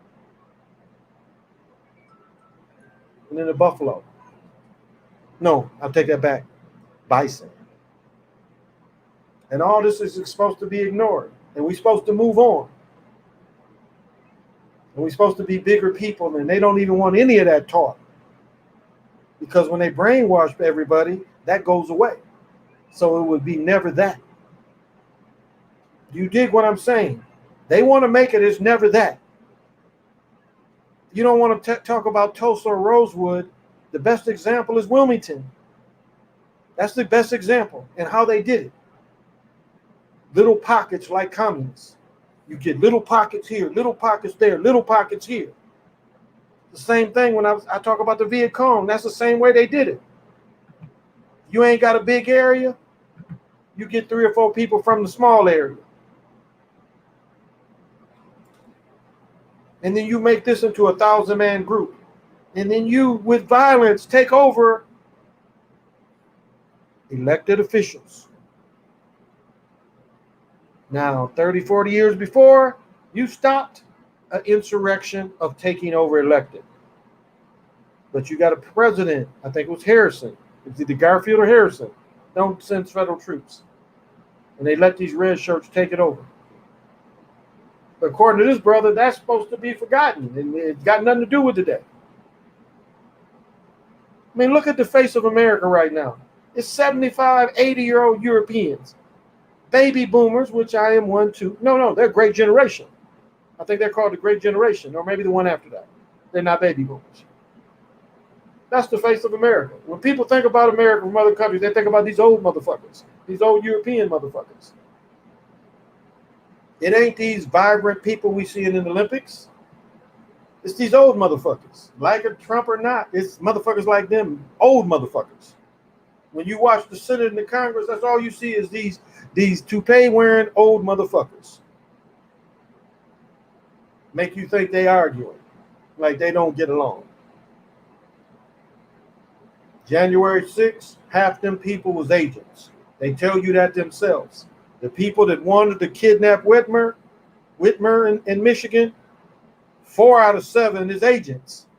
So what you saw was an act, just like these sports. Had nothing to do with a real insurrection. Nothing to do with it. And now they telling you ignore all that. I mean, really, to make it right with the people, we don't want reparations. We demand our own country. States. Not one state, states. That shit Elijah Muhammad said. That's really the only real answer. And leave the people the fuck alone. Because in this system we into right now, it's not for the average person. They killing us all slowly. Like somebody asked about, my personal medical business. All this stuff is killing us slowly. The air, the food, the water. They notice they can't just, like, it's a movie called Dr. Stone. It's an anime called Dr. Stone. I was watching Dr. Stone, and that made me think, is this how the Wizards got released? And the Wizards had to start all over again. First, the Wizard was able to build a car in the 1500s. Then they started building cannons. Because really, let's be honest, what really was the difference between the people over there and the people in the Americas? It was cannons. Not really guns, it was cannons. And then people that's loving. They went to countries where it was just loving people. And if you really want to start, you start with Christos. And he was Jewish faith. I don't care what they say. They were like, no, he's born in Geneva. Look it up. Some said he was born outside of Geneva. And wasn't even born in Geneva. He's born outside. Others say he's a Portuguese Jewish faith person. And Isabella did not pay him. Jewish faith people sent him because they was getting put out on Inquisition. See, don't let them tell you just Inquisition was about the Moors. It wasn't. The ones that got tortured was Jewish faith people. because the Moors lived in another part of the country. They had all left from war. They had all moved. So who was they torturing? You look up Inquisition, you think it's the average motherfucker. No, that's who they was torturing. They was torturing Jewish faith people. And the Pope had to come and say, hey, y'all getting out of hand with this shit. Y'all fucking them up a little too much. And that's why a lot of them went into, that's what the word is, converso. A lot of them went into being a conversos. All right, get your ass down. Messing with me. So I bring it all back around. How are we supposed to feel about this country?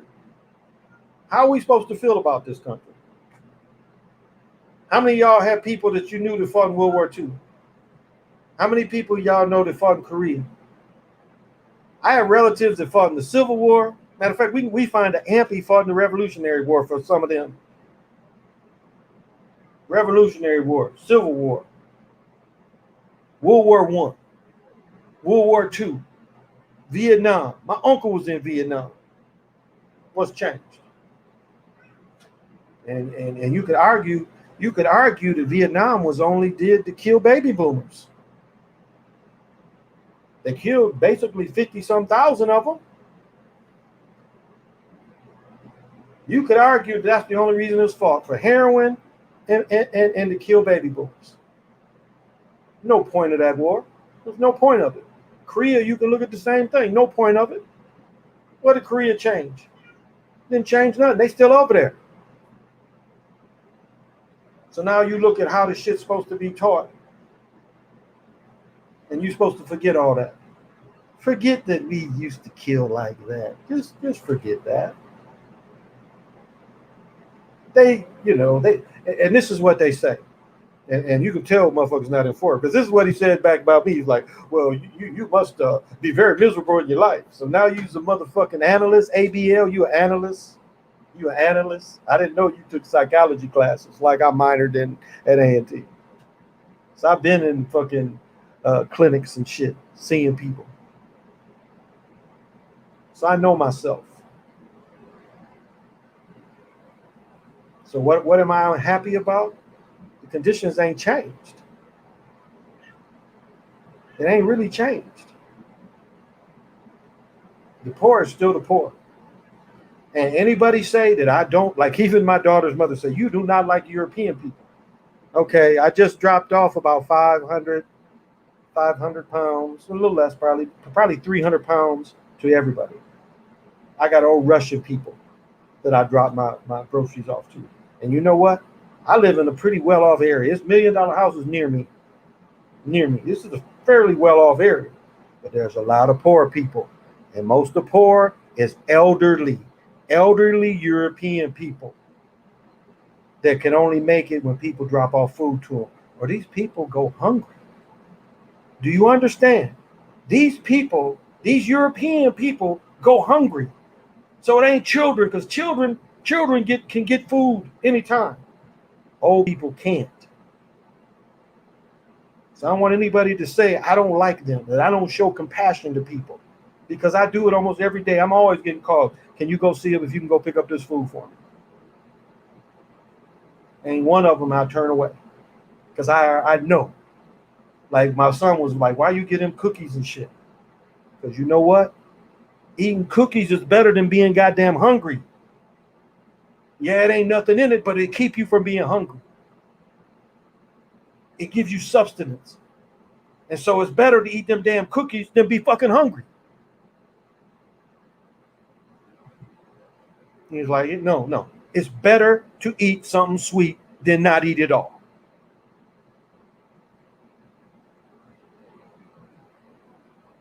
I had seven or what?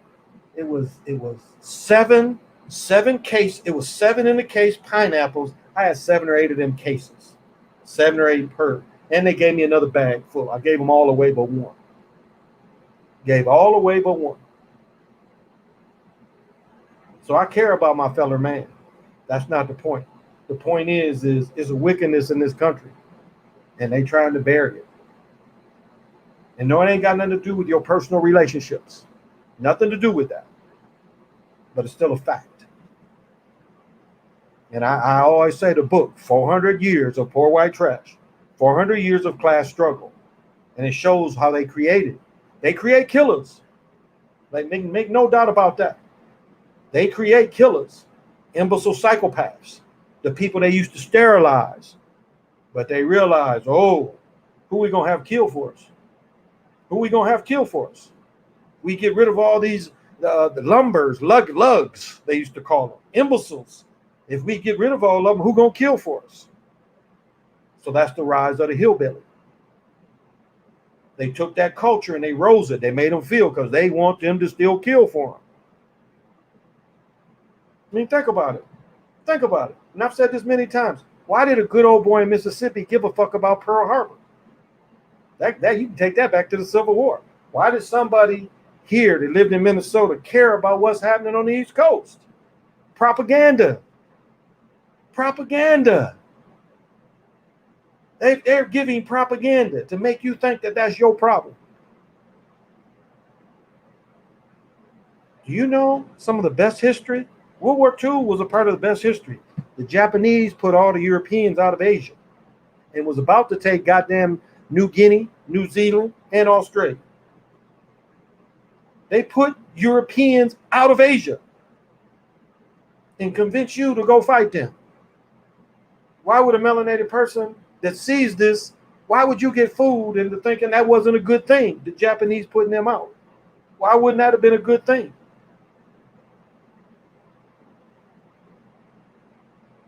Look at what the Japanese do. It's one of the few times in history these motherfuckers was defeated.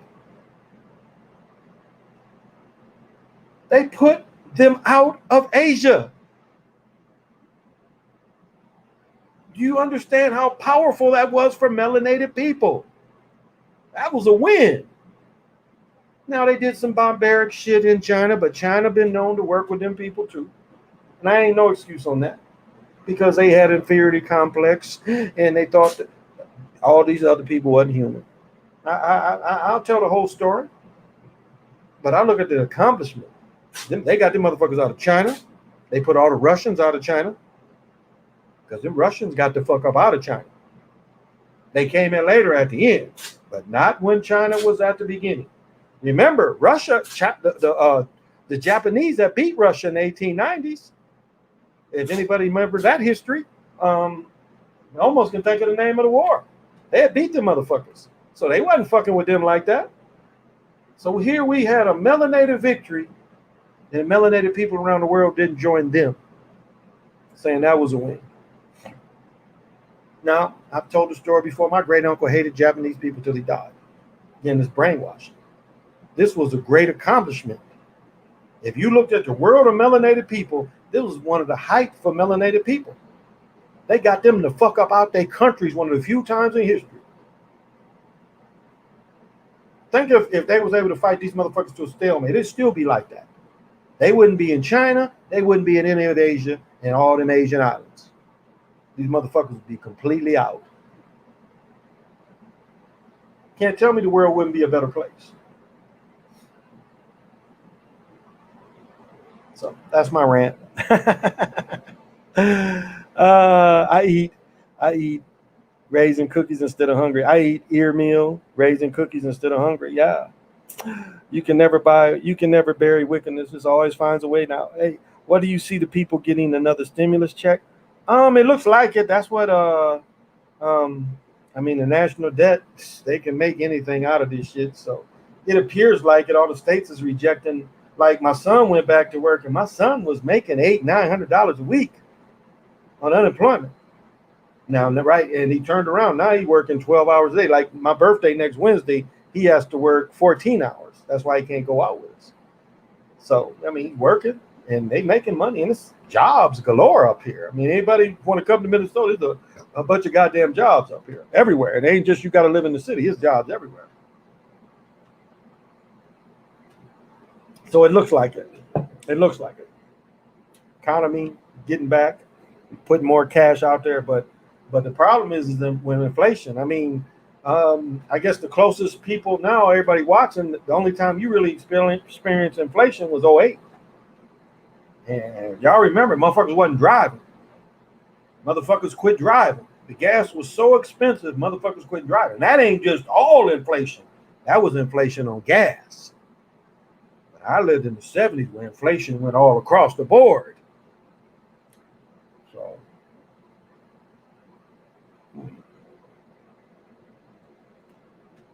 oatmeal, I eat oatmeal, raisin cookies instead of going hungry. That's my favorite foods. Yeah. Up until next time, stay dangerous. Okay, thank you. Thank you. So that's my rant. So it's not like I just sit across from a motherfucker and I hate you because you're European. That ain't the thing. That ain't the thing. But I don't like motherfuckers that cap for them like this shit ain't never been nothing. Like none of that shit. Like the motherfuckers say that shit never affected him. Okay. How many people can say that? How many people can say that this shit ain't never affected them even in a little way? Okay, here you go. I've said before, when I would go in my neighborhood and knock on a girl's door, and dad say, no, she ain't there. Then the next day, she's like, yeah, my dad say you can't come over because you're a Negro. What do you call that? They didn't know my personality. They just saw I was a nigga, so they wouldn't let me come over. Now, the house next door would. So what do you call that?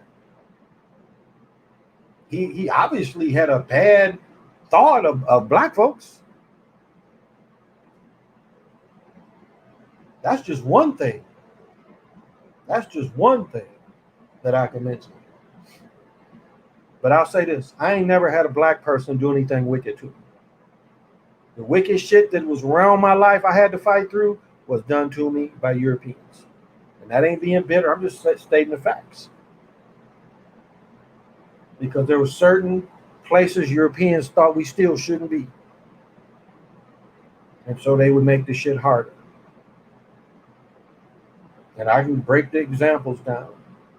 Like I said, I saw a shooting where motherfucker 30 years ago, motherfucker shot a motherfucker in the back while he was cuffing him. Okay, I told this story before. Dude steals a car.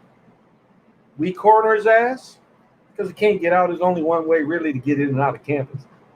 But he shot at the dude, beat his ass, took his gun, shot at it. He didn't shoot at the dude. He actually shot at the car he took off in. Because he knocked the dude down, took the gun, shot a couple rounds in the car. Then he took off and we caught him. Dude gives up. We all around.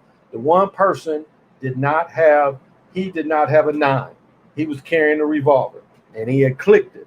Now, anybody knows to decock a revolver, you just put your hand on the trigger and you just slowly let it down. Well, in the panic of the moment, this motherfucker had his cuffs. And it was the sergeant's fault, too, for telling that motherfucker to go in. Again, the sergeant is under stress as well. And they told that motherfucker go in and to handcuff him.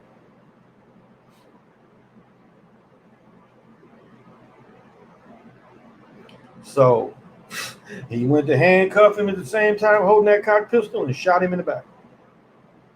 And you know what that does to an organ that close? In the back is smoking. You know what that look like? It's a motherfucking smoke coming out of a motherfucker in a hole about this big. Smoke coming out of it.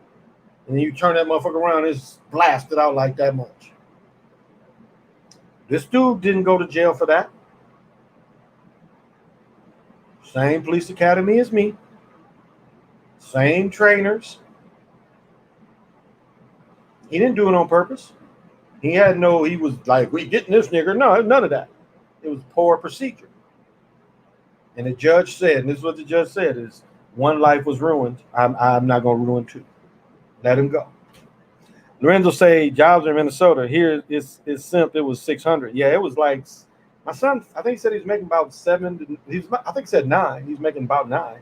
So and it's still pumping here. It's still pumping here. If you was working and was on unemployment, you could still get it. Or like some people do, they work for a couple of weeks and they'll take off. And they work in the system. But yeah, it's jobs here. Facts. I can't say the same. So it's like, I don't hate anybody. I'm very personable. But when you see motherfuckers capping for these people, it ain't like they ain't got it already. And under being conservative, I'm pro-gun. Everybody knows that. I'm pro-gun. Every motherfucker in the world, every motherfucker should have a gun in America. Every grown motherfucker that's got some sense should have a gun. That shit detour shit. No way of getting around that. It will detour shit. If you wearing gold and you walking out the store and you got a pistol in your hand, ain't nobody gonna fuck with you. And that's legal. As long as you ain't got your finger in the trigger. But if you are holding a gun and young motherfuckers can see you got that pistol, they are not going to walk up on you. And if you like, this is basically a stand your ground state. It ain't in the laws, but it basically is. So everyone had gun violence rate would go down. Exactly. Nowadays, it's like only for a few items cost less, and other items magically cost much more to register. Perhaps like they hike up other prices while keeping popular items at a lower cost. Like TVs is still dirt cheap. TVs is still dirt cheap. A $10,000 TV you can get for about $3,000. Yep. There was something else. I just lost my point. I was about to say something else, but it'll come back. It'll come back. So. And most of my opinions, I'm fairly conservative in. But I know the government ain't neither one of them any different. It's the same thing. Like if you watch the TV talking heads, Fox, CNN, you see they just switched. If you really follow this shit, you see they just switched. It's like, okay, we're gonna switch the page now. Our guy's in. We love him so much. Look at him. Look how great. And look at Sister Girl. She's just there. She's on that border and she's got her parachute out and she's just grabbing those children while she's parachuting at the same time. So it's the same thing. It's the same people. It ain't no different. It's all the same. It's all the same. I live in Idaho. We definitely play that shit around here. Fuck around and find out. There you go. There you go. Like I tell people all the time, don't walk up on me. I don't know you. Especially certain parts of town. It's like that. Walk up on me and find out if it's like that. Because I'm a man of few words and that kind of thing. I ain't gonna sit there and just talk shit. I'm like, okay, this shit makes me pay attention. I just naturally view everything out. I just naturally like that. Don't be like I'm walking around like this and shit. Never. Especially depending on where I'm at. And like I don't have to go to the north side, but I'll agree. Something he said I try to do is like if I don't have to stop anywhere on the north side, I don't. And sometimes I have to take my son, take him around. But if I don't get gas on the north side of town here. I don't go in the stores. I mean, occasional, maybe if I grab some beer, because there's a supermarket near the highway, so I can kind of go in there out and hit the highway. But other than that, like it's a Cub in the hood. I'd never go to that one. I would not go to the this Walmart in Brooklyn where that boy got shot, Brooklyn Park, Brooklyn Center for Walmart out there. I never go to that one. No really need to go over there, but it's just like, and it's not like it's really terrible. But again, what I've said before, they found out the strength of the organic riots, and that is who they've armed here. So the 15 to 20-year-olds, they arm them, and they are letting them take over this town slowly. With the police, though. Like I was saying, that Capitol stuff was mostly informants and police. Like when I talk about when I was a freshman at A&T and the Klans shot some communist organizers. That's all they was trying to set up a union in the communist name. And they had an FBI informant. They knew they had guns. They knew they were going to shoot the people. FBI informant, they allowed it. They allowed it. So the government don't do shit without having a hand in it. So this is my point of all this going on. How can you believe them? What Elijah Muhammad say? These are the greatest killers ever come in the world. These are the greatest liars that ever came into the world. These are the greatest deceivers that ever came in the world. He said that 40, 50 years ago. And it still goes today. Now, true, it's like where you live, that's who you should organize with. Where you live is where you should organize with. Don't matter who you are, That's who you should organize with. You find people you can trust, that's who you should organize with. Because if people say anything in my little group, they know I'm solid. Now, I ain't strong as used to be, moving shit. I really can't. You see me, I fumble with shit just like here with y'all. I pick up a crystal and just drop it. I can't really hold stuff. I mean, I can move and grab some groceries and take it, but just, for a long period of time, holding shit, I really can't do that. Like moving heavy shit, I just, at 60, I really can't do that. So it's not that I don't want to be helpful, but moving furniture, I can't move furniture anymore. I know my limitations. Carrying food in and out, that's the difference. But my point is, these people all know, like these young ladies, I'm the only, some of the young teenage girls, I'm the only man they probably see someday. I'm the only man to speak to them, smile to them, say, how you doing? And they know if something happened, they can come knock on my door. And then they know they would be safe around me. I'm that solid. I mean, it breaks my heart. The little autistic boy, leg all broke out, all bloody. And it's like, can't call the CPS on him because they done did it before and they gave him right back to her. And him, same thing. I give him food because his mama don't be there all the time. I don't know if his sister's in there with him. I'm not sure. But it's like, so he can have some substance. Because it's better eating junk than nothing. And any grown person knows that. So that's what it's all about, is being solid. They do keep good price on electronics. Yeah, the TVs is dirt cheap. Dirt cheap. If I met you walking up with my hand out to shake your hand, I don't want the problem. No, 208. There's people that see I'm wearing Motivite and stop me and talk about that. And so, yeah. But I take dabs. Me and my friends do this thing where we say, hold that bitch till midnight. Ah, that's funny. Ah, that is so funny. That is so funny. Yeah, let me go grab this shit. I got my high school jerseys. Oh, where are they though? Damn, let me see. Let me go see if I can find my high school jerseys. Yeah. Let me see. Now, I didn't get my college jersey. I didn't play my senior year. But and I had my practice jersey, and I decided to, because I had number 40 in practice and number 19. And my number 19, I was practicing in it. And I had number 40 washed in my room. And we had to turn it in. I didn't even think about it. I was like, because I could have kept it. But wait a second.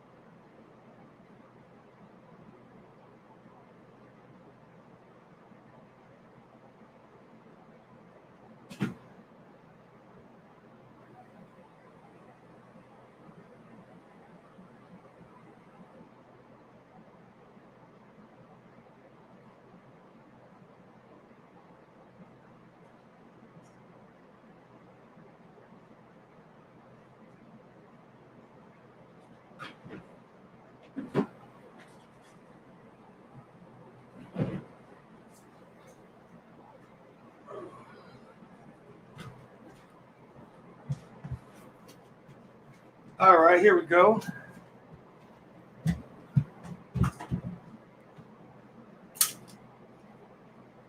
Now, I was the first player to wear this one. The first time I wore this one, I scored 30. And I was the very first player to wear this. Very first. My daughter can wear this now.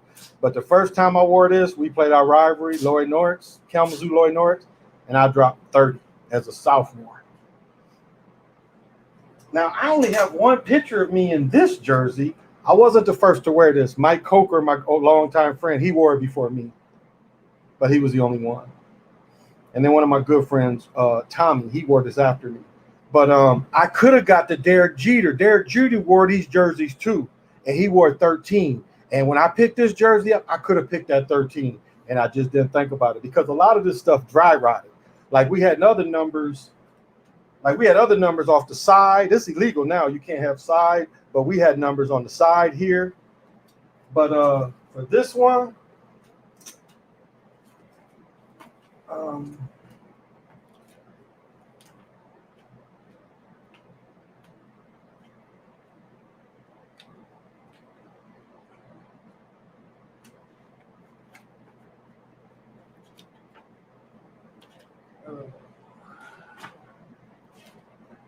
here we go. But this was in my paper. This was my first game my senior year. I had 24. I know the 24. And it's like we play our first game on a Friday. Where's that?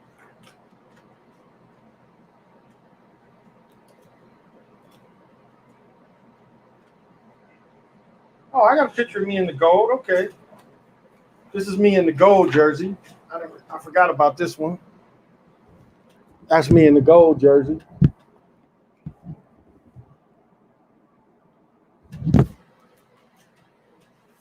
Where's the newspaper clippings? My ex-wife put this together a long time ago.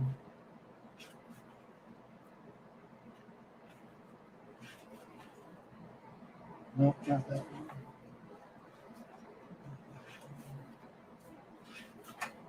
one. So this is in the paper on the front of sports the Saturday after my first game. I'm in both pictures. So this is from my hometown paper. Damn, everything's falling out. So this is what I wake up to I was 17 years old and I woke up the next day. This is in the paper. And I dunked one and they didn't report it. They didn't report it.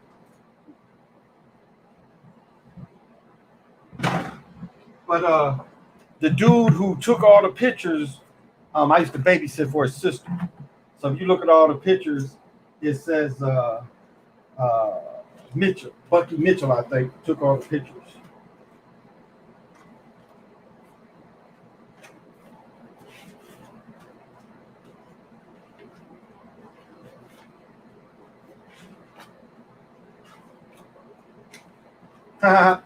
This is when I coached. This is one of my teams. I coached JV.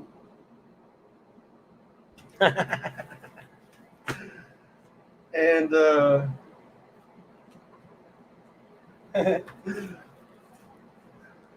this picture here,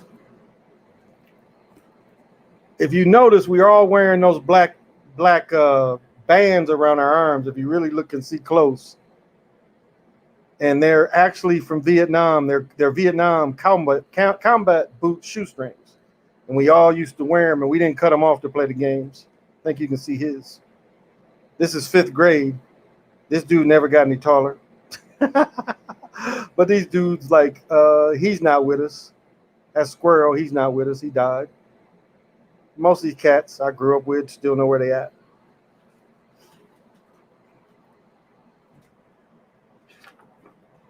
Oh, and I could dunk in 9th grade. As I said, I started dunking at 14.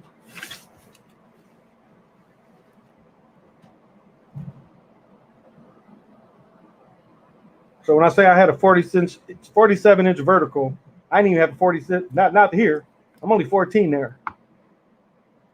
Only 14 here. And you see I got clothes on. I'm dunking it backwards with clothes on. So I could always jump.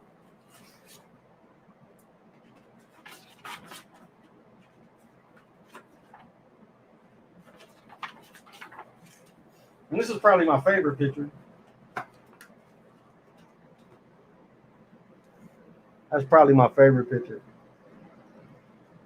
Because this was actually a 3-point play. This was a tournament game. We ended up losing. That team lost state that year. And we beat them when we played them down there. They cheated, but we beat them. But that's probably my favorite picture. And that's wearing this jersey.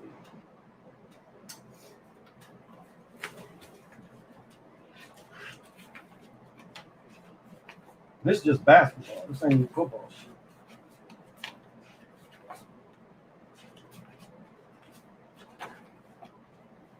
That's senior year.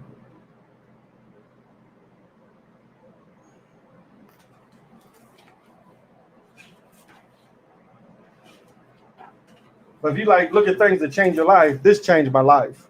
That play right there. I'm wearing 84 Billy White Shoes Johnson. My coach was a dick. I only played offense the game I won, but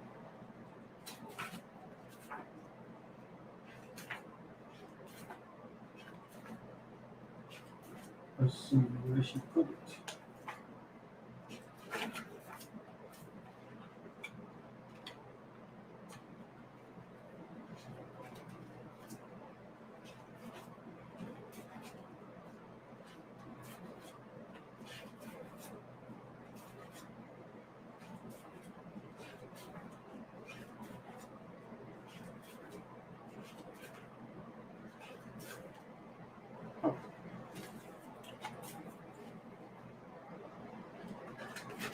I haven't looked at this thing in so long. Don't know where anything is anymore.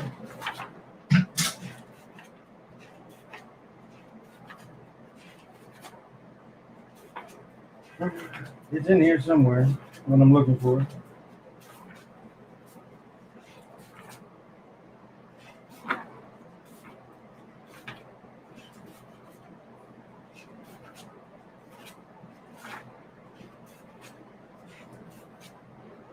Oh, damn. Where is this shit? I just looked at this shit. It slide out. Because these pictures is 40 years old.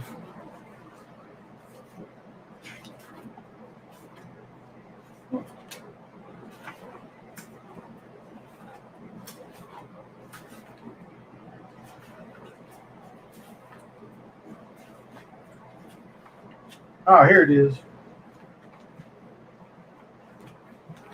It says Central, that same football picture that I just showed you was in the paper also my junior year. This is from my junior year. I caught a touchdown that won the game on homecoming. And this is the whole article.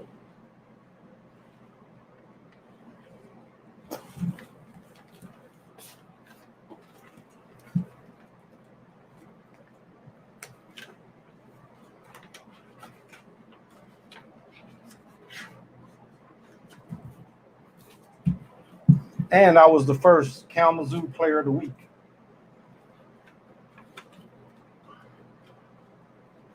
All right. This is the first game ever in our stadium. That's me right there. 19. It's college, A&T.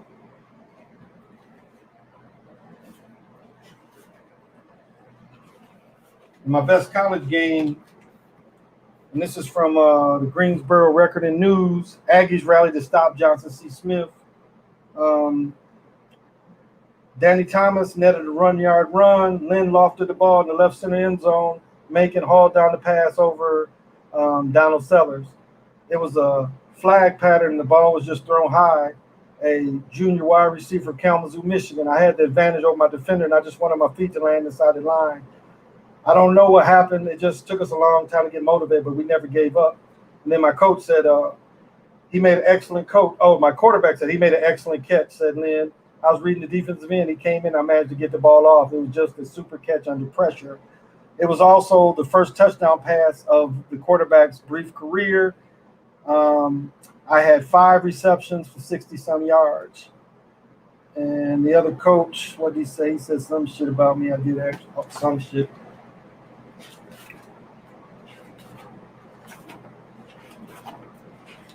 And of course, I made All-City team.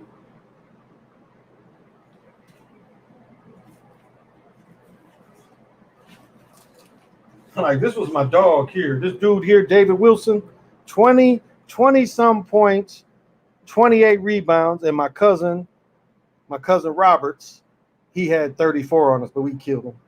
But David was a dog. And then this was me as a junior. See, them jerseys is gone. Those dry rotted. And then this is like my best friend's favorite, because this is like my best friend, 35. He ended up getting ineligible, but he played a good game. I played a good game, but he always loved this because we was both in the paper at the same time. but that 35 was my best friend. All these dudes, like the dude who getting his shot block, he's in that little boy picture I showed. So where's the A&T stuff? I'll show this picture of Squirrel. This is my other friend, Squirrel. He led the nation in kick returns. He got cut by the Jets. Yeah, he played for the Jets. Or he tried out for the Jets and got cut.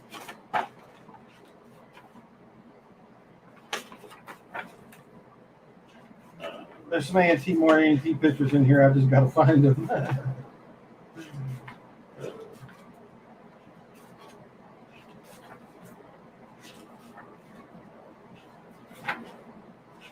This is all conference too.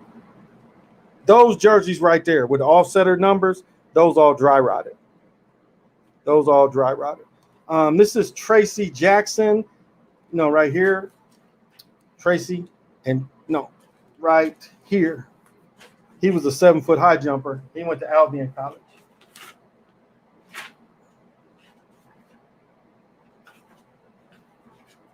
Oh, here we go. A&T pictures. That's me running my route, number 19. I caught 3 passes down to South Carolina. Then this picture down here, we are in, this is my sophomore year when we won the Gold Bowl. That's Tennessee State. We're down at Tennessee State.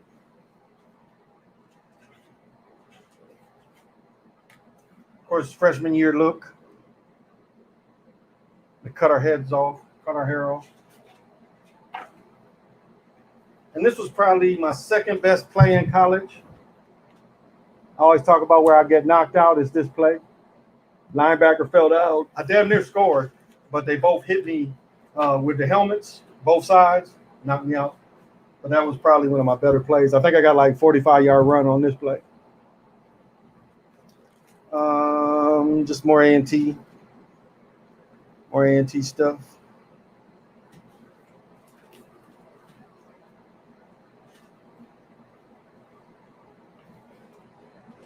And it's funny, my coach is in this picture. He's died.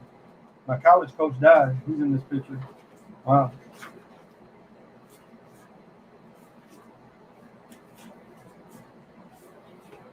And then even going into the, let me see, probably,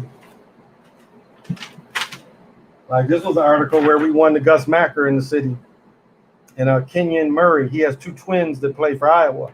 He played with me in the Macker. We ended up getting second, but like I said, we came out with 2 trophies each instead of just the winner's trophy because we got second. They gave us sportsmanship. So,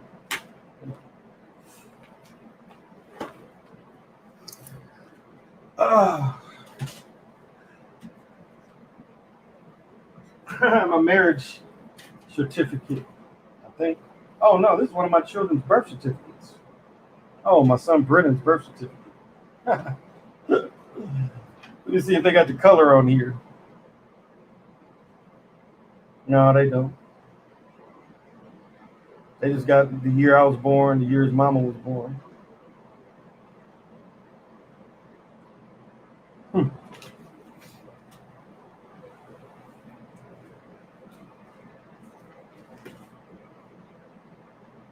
Picture of this old, look at my dad's old car. So, yeah, these are the old jerseys. I got pictures with my daughter wearing this one. My daughter can wear this one. She's like a bodysuit on. Remember when the bodysuits was in style? So, but this was all, even my coach said he loved this. I love the V-neck and the way the pants was cut. Like the way the pants is cut, the pants had this same kind of big white thing. And so the pants was like this maroon with a lot of that white down the side. The pants were really sweet. They were really sweet.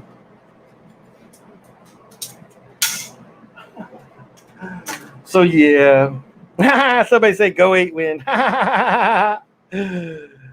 Sometime, yeah, I could catch pretty good. Yeah, oh yeah, I got fouled too. But that was like my favorite place to shoot it too, was that baseline shot. I watched the dude score.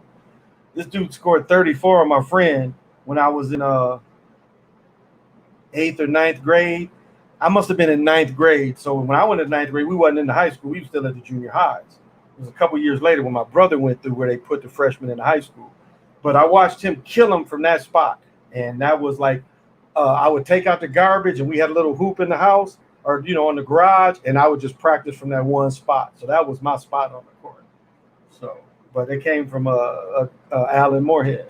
Alan killed him. And so I just practiced that shot all the time from watching Alan. Like my 30-point game when I was a junior, I told the story before, came from just me and my friend trying to play horse. And he couldn't make the elbow bank. And I just killed him but every day we just, for some reason, so the game comes, he feeds me in that spot and I don't miss. I mean, it was like the announcer every minute was going basket, because he didn't call me by my nickname, because when I played home games, they called me Toby. But when I played over there, he called me Brian. He didn't know me, so he just reading the sheet. But most in the local area would call me Toby. Like even the things in the paper, they didn't call me by my name. They used my nickname. They didn't use my name. And then some shit, they put my shit in the paper, don't even use my real name. That is how well I was known by my nickname, that they didn't use my real name. They have your mama's race, but like on my birth certificate, it says colored. That's what my birth certificate says. But what's funny, my cousin that's a year older than me, my mother's very fair. And they have my aunt being European, but they put colored for the father, for my uncle. But it was my aunt I'm related to. But it's funny because we compare. He's like, man. So when he was leaving, I always laugh. I'm like, you mixed. He's like, I ain't mixed. I'm like, that's what that says. I'd always tease him. But we knew the truth. But yeah, my shit says colored. Where my brother, born in 66, I was born in 61. My brother, born in 66, his says Negro. Negro on his.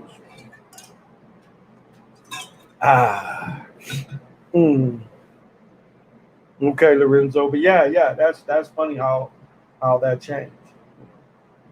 And it was funny how each child was born to different security measures. Like the big baby man I showed that comes in all the time. For him, some baby had just been snatched from the hospital. I mean, somebody like the Hallmark movie, somebody really came in the hospital and stole the baby.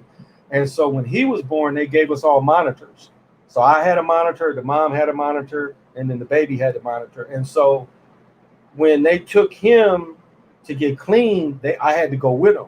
Now, when this birth certificate, they just took the baby. So it was kind of funny. Sometimes, well, we had to do emergency surgery for her too. So it was a little different situation because I had to get all masked up and because he wasn't coming out of her. He was going into cardiac failure every time he would push. It would just, his heart couldn't take it. So they, like the last minute, we scrubbed and rushed up in there, and then they brought him out. And so she was kind of out, they had put her out to have it. And so she was out. And so, yeah, I did go down there. Now to think about it, yeah, when he was born, I went down there too. But I didn't go down there immediately. They took me down there. But I had pictures of him, me in the scrubs, holding him, little eyes looking at me. So, but when my son Cam was born, they was like, you rest. And they took the baby down to like you see in the movies where it'd be, you look through the window and the babies. They don't hardly do that anywhere anymore. But at the time, you'd be like, oh, that's mine right there in the line. That's how they used to do it. They put all the babies in the line together. That's not just TV. That's how they used to do it. They would put all the babies together that was born, But oh yeah, this is. I ain't show you half the pictures, That's other shit in there. My coaching, I got 3 or 4 teams of me when I coached. More little boy shit. My mom liked taking pictures. So, so I don't just talk it. I experienced it too, especially sports and evaluating sports and evaluating talent. I've had a long time of evaluating talent. I've had a long time of looking at plays and evaluating. It ain't like I just discovered how to rerun plays watching on the clicker on my TV. I've been doing this. Like I try to explain to somebody, I've been breaking down film since I was in 10th grade. I was in 10th grade when I was in 10th grade, that was 75. Oh, no. When I was in 10th grade, that was 76 football season. 1976 football season, 77 graduating class, but 76 football season. That's how long I've been breaking down film. And I always just took an interest. When we was in college, we would we would like go bother the coaches to set up the films because I didn't like threading that shit. I'd go get them, thread it in. No, I'm not gonna watch it then. No, you're up here, might as well. And I'd get the coaches to thread them. I could thread them too. But we would sit there and watch the positions, and I learned. It helped me learn. It helped me evaluate talent. It helped me know how fast the dude was going to run up on me. Would I have more time if I jumped? How quick I had in the air to snatch the ball out before he blasted me. Like I said, I had a helmet mark. One dude hit me, and I had a helmet mark in my back for probably 15 years, if not longer. I mean, a clear helmet mark. You know how slaves had the mark on the back? I had, how the helmet had the stripes? I had that in the middle of my back for about 15 years. Like a tattoo. It was just a mark, like a mark in the helmet in the middle of my back for about 15 years. I don't think it went away till I was in my 30s. No, I was probably 37, 38 when it finally cleared. But I lived with that for a long time, where he put that helmet in the middle of my back. And so little things like that, watching mistakes they would make, So I'm a great evaluator of talent. I've talked about fixed sports since the 70s. So I ain't just the motherfucker just, didn't live it. Oh, perspective, that's we can kick it sometime. My email is eaglesarethe@gmail.com, even though I got another one too. But yeah, I'm very personable. Anybody, it's never too much to talk to somebody. People ask me about different stuff, but yeah, just world of experience. Raising children. It's like I was reaching out to one of the little cousins. She has a boy, and she was saying that her son still needs to go to camp and all that. Basketball camp. I'm like, I call my cousin. He sent me the link. I sent her the link, and that's all I can do. I'm like, I know somebody that can help me. You want to keep hooping. And so people hit me up like, what link? My best friend, he bought the jug machine. He paid $1,500 to get a jug machine because I'm like, you can't keep throwing this ball. You got to get one of the machines because you can practice catching and you can practice punts. You can turn it straight up and you can teach children how to catch punts. But if you're a serious person, that's what I told him. And then, we had a serious thing about scholarships. Scholarships, I say right now, start getting him to volunteer at these places, but make sure the places he volunteers give scholarships. I mean, this is how you got to think. If you got children about to graduate, you got to think about that. Now my son, he ain't going to go to college. I mean, he's lucky to graduate. So I didn't do that with him, but my other son, I tried my best. I could have got my other son to go to Georgia State, because one of my classmates was coaching down there track. And when I could have got him in, I'm like, look, let's get these films. We can go send this shit, put all that together. And he's like, I don't want to do it. And then 6 months later, when the connect is really kind of like the timing was wrong, he's like, well, can you call him? Can I go down there? My brother-in-law, I was trying to get this back to go to A&T, DeMarco. I didn't know DeMarco had raped a girl. So I think that's why I didn't want either. But I found out about that later. Because what they would do is send these brothers into the middle of nowhere. No culture, no nothing. It'd just be a cornfield, then it'd be a small junior college. You ain't staying in dorms, you staying in apartments. And he asked, but like the coach was, because my teammate's brother was the A&T coach at the time. Ricardo's brother, James Small. Ricardo Small's James played with the Giants. And they said, you know any linemen? And I'm like, well, my brother-in-law is 6'5", about 350. They was like, really? So we started sending films down there. He thought I was bullshit. I called his coach. I said, can you send some films of Eugene playing? Send him down there. They calling the house for him. They calling him. They wanted him. They was going to give him a scholarship. I mean, my brother, like you see my son is bigger than his uncle. But his uncle's a big dude too. And when he was 18, he's about 6'5". He was about 320, 350, somewhere in there, big dude. And they wanted him. And he was like, well, I don't know, Brian, because his mother's European. Well, they're Potawatomi too. And he couldn't, that was such a shock to him. And he's a little bit dyslexic because he's dyslexic, where he sees everything backwards. So it would have been a challenge academically, but they was interested.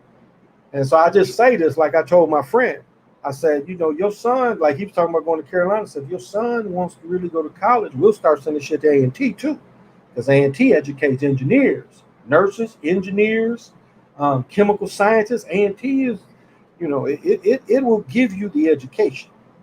If you got the skills, it's something there for you. But it's like, once things go back, I mean, this is the steps that you can take for your people. Is my point.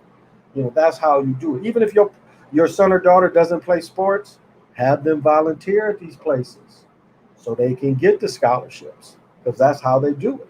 You do so much volunteering, they say, he volunteered here, here, here, here. Here's money. And even if they don't give you a scholarship, it's still a reference you can use. So consider that. Consider all that, because that's all part of it too. That's all part of it too.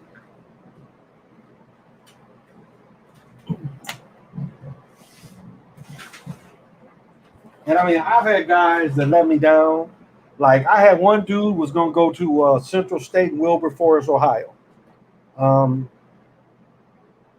DJ, and DJ was Iverson like, but could really jump. Great athlete. What was Dwayne was his brother? What was his name?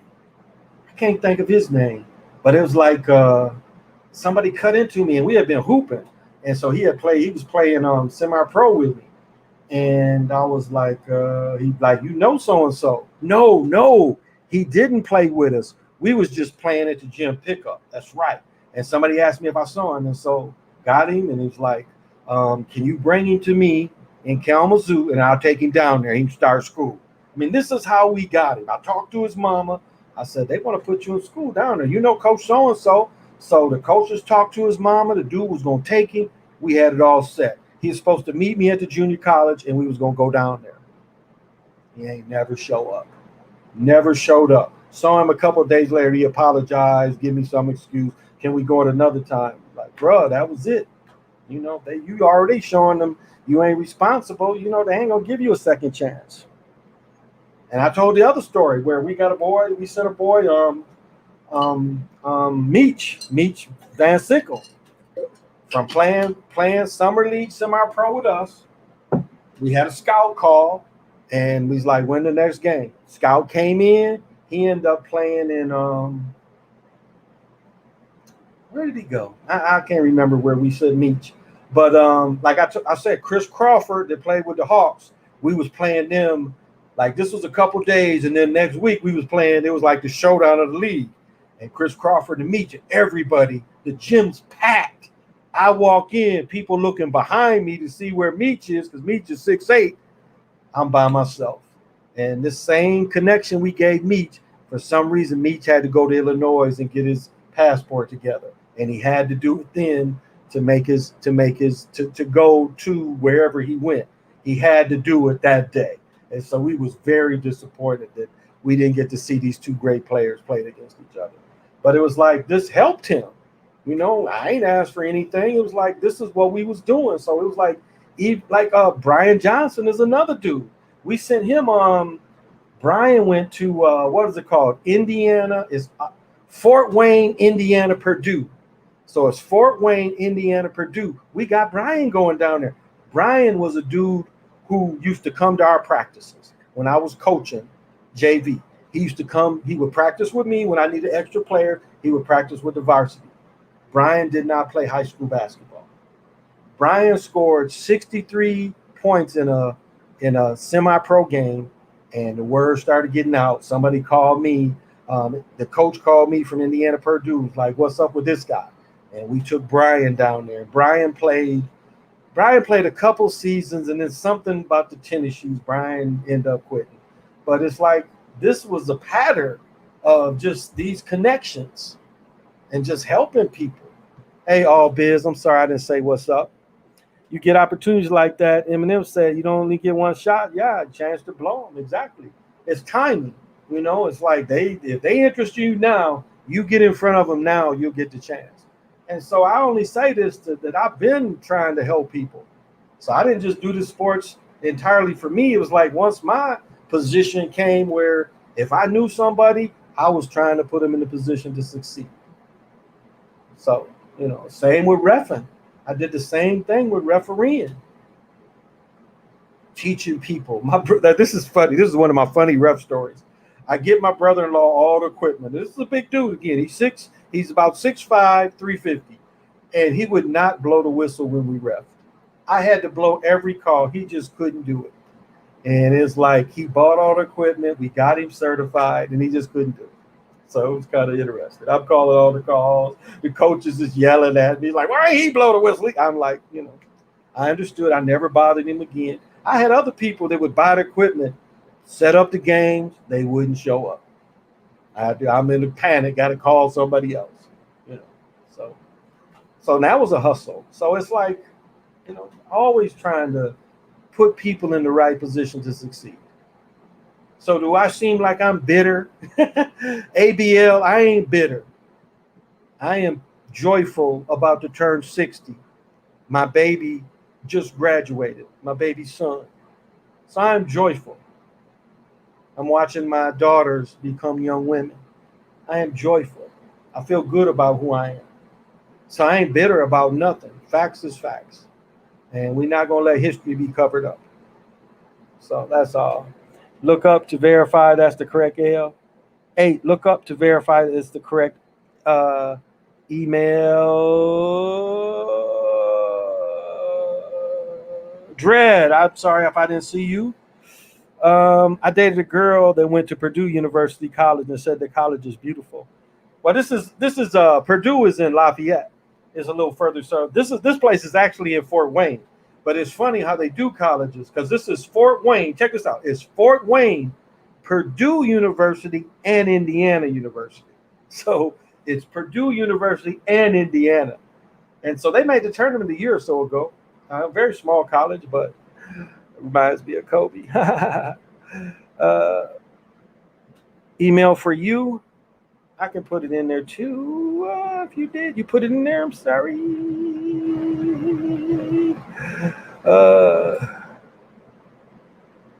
Oh yeah, Lorenzo. I grew up in the '70s, but I was, like my daughter is 69, 70. I was in third grade, so I was 10 years old.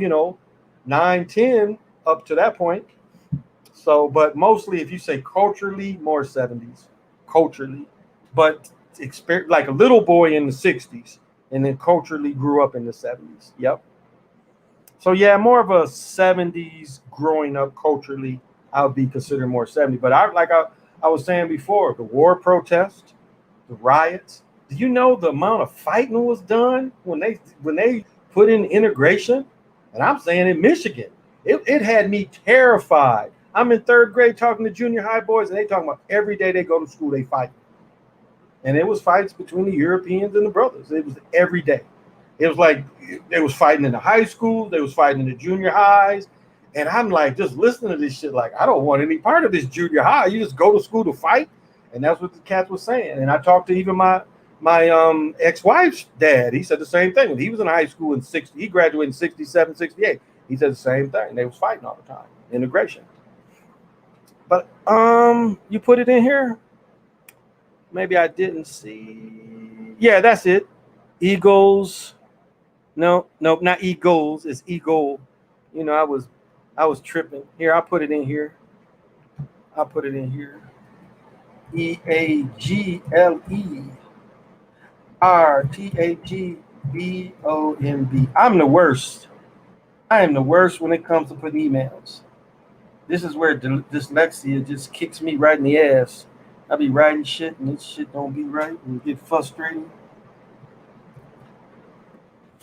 But that's another thing, I went to college and all that, and nobody ever discovered that I had dyslexia until I became an older adult. So it just makes a lot of sense why certain things frustrated me. Oh, there we go. Why didn't it go? Oh, here we go. There we go. All right. Yeah, so I put it in. I was born in the early 80s, baby, but culturally I'm a 90s child. Okay, I remember. Glass stumble. Well, thank you, Perspective. Yeah, no problem. Anybody can get in contact with me. My mama told me about getting a fight with a white boy because she saw Roots and she's a 60s baby, 70s kid. No, this is the funniest shit about Roots. I got the funniest story ever. So I was macking on this new chick and she's watching Roots and I'm watching Roots. And I'm sitting there and the motherfucker says, your name's Toby. And the phone went silent. She didn't say shit. And I was like, God damn. No, they just didn't say my shit using my name to this shit. I was like, God damn. And she started laughing. She's like, they know about you, don't they? Because I was named Toby. Like, my grandfather was in World War II. And if you know anybody been in the Navy, these motherfuckers still walk like they on a boat. My grandfather till the day he died, he was only in the Navy 4 years. And this motherfucker walked like this. And so when I was little, I'd get behind him and start imitating it. He just started, like, they never called me Brian. Never. My family, to this day, my mother still calls me Toby. She introduces me to people. And I'm telling Mom, my name is Brian. But so at 1 year old, by the time I started walking, the whole family called me Toby. I remember my third, I was 2 and turned 3. My cousin coming in the house, he gave me this airplane. It was a plastic airplane because I was still so little. I was in the crib still. And he came and got me out the crib and gave me this big plastic plane. So I turned 3. And he's like, where's Toby? That's what my cousin, because my aunt must have came late and they bred it. You know, I was a little boy, it was dark. But I remember being in the crib. My cousin pulled me out of the crib and gave me this big plane and we was playing with it. But I was 2. It was my birthday. It was my birthday, so I just turned 3. That's why I was probably still in the crib. But I was in the crib. So I remember being in the crib. I don't know if y'all, my first memory, I was probably 1 or 2. 1 or 2 was probably my earliest memory. Because I know, and check this story out. I could walk. I don't think I could talk. So I might have been 1, maybe 2, but I couldn't talk. I mean, I could cry, but, not just conversation. I was that little. But I remember my mother gave me a bath in the sink, and she put clean clothes on me. And we lived kind of out in the country. It was an old country road back then. It's a highway now, but it was old country road. And so we lived on the farm, my grandfather's farm, basically. There was another house where we lived. It was on my grandfather's property. So we lived up the street from him, which is all the same property. So my mother, now this is I'm either 1 or 2, and my mother puts me outside basically by myself. Do you hear me? I was 1 or 2. She was in the kitchen while I'm outside. You don't see that today. But anyway, we had a boxer, and anybody knows boxers, they jump on you. And so I walked up to the dog to pet him because he was basically okay, and he knocked me down.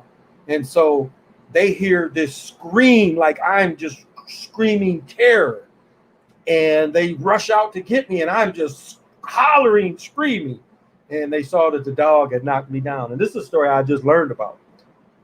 I never saw the dog again. So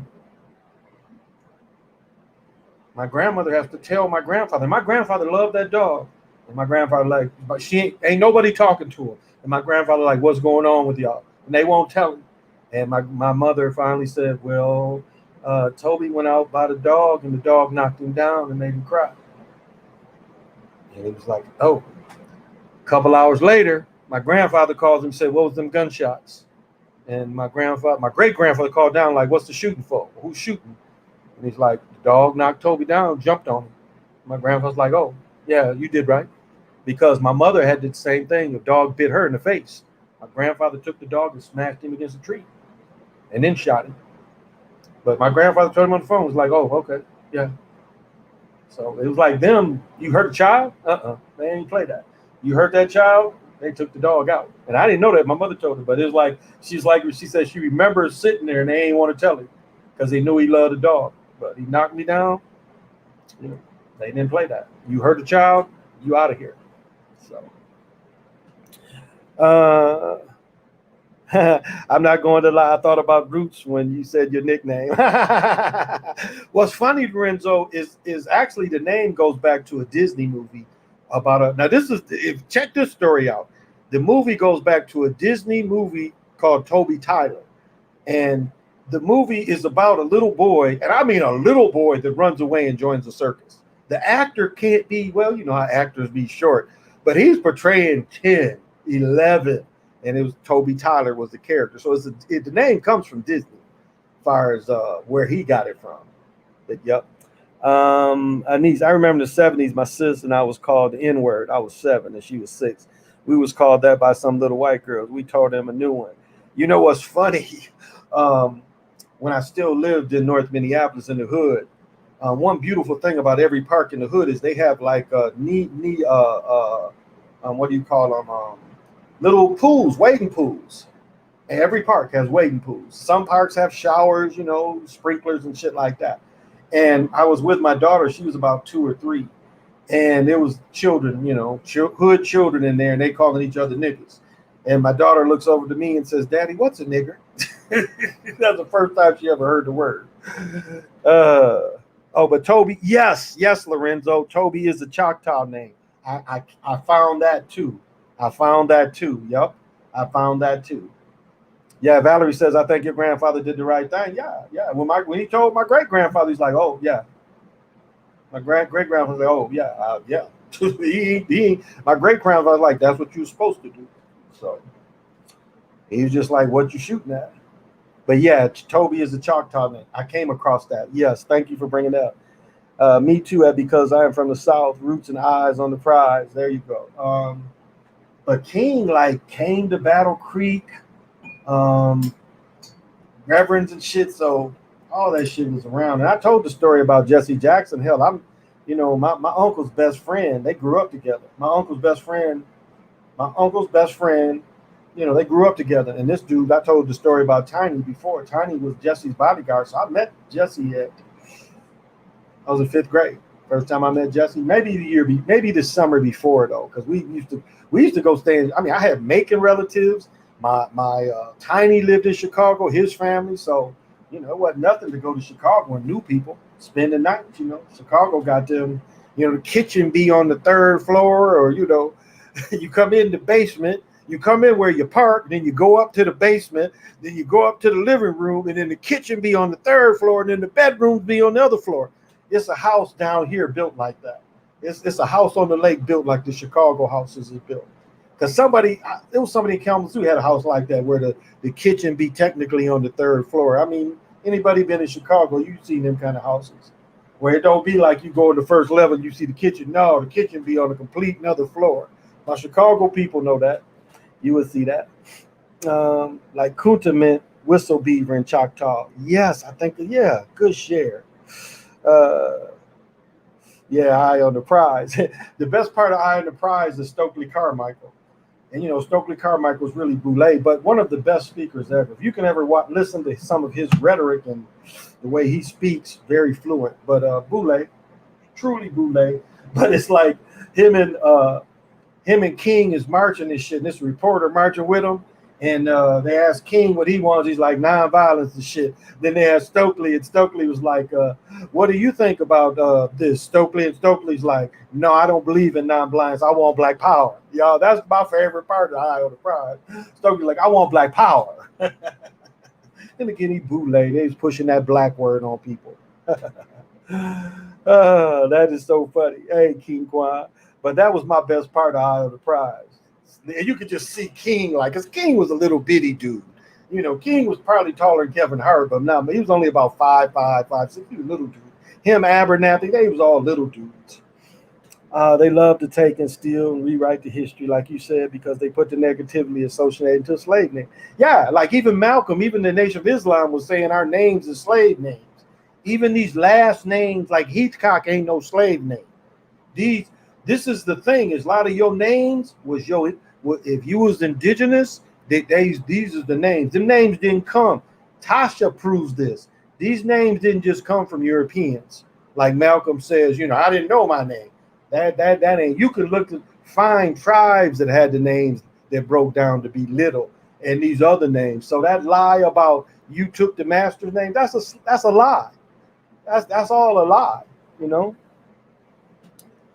Hey, Zachary, what's happening? Do you think the Clippers come back from 3-1? I just seen your later video. Yeah, I think they did. I still, I've been wrong. I had the Lakers and the Sixers. But of who's left, maybe they want to lose money. But again, the best performance is going to be the Clippers and the Hawks. That's going to be the best performance. Now, more than likely the Hawks or the Bucks are gonna win. More than likely, they like the teams that have won it already to re-win. So the sit-ins is another one. Well, A&T started the sit-ins, and one of the dudes from the sit-ins named Dave. There's a big statue now. But I used to work with the Dave cat because I didn't even know him, and my mentor was like, "You met Dave, didn't you?" I was like, "Yeah." He said, "Do you know who Dave is?" I'm like, "No, who's Dave?" He's like, "Dave was one of the sit-ins people." So I met one of the sit-ins dudes. I got to meet the dude named Dave. I can't tell you his last name, but that was done at Woolworths. Woolworths was right downtown Greensboro. It's a movie theater where we used to see what's his name, Rudy Ray Moore, and across the street was the Woolworths. And they took when they closed that Woolworths down, they took they actually took the lunch counters into the Smithsonian. I've seen that the Woolworths Smithsonian or lunch counters, but yeah, that started in Greensboro. Yep, because Greensboro was before they did it in Tennessee. But them cats, like I mentioned, I met one of the dudes. Yep, yep. So yeah, so I knew somebody from the sit-ins.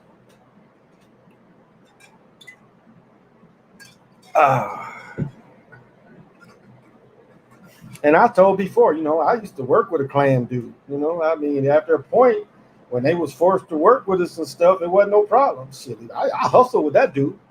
I used to hustle with him. He had to do grass, and all I had to do was put down seed.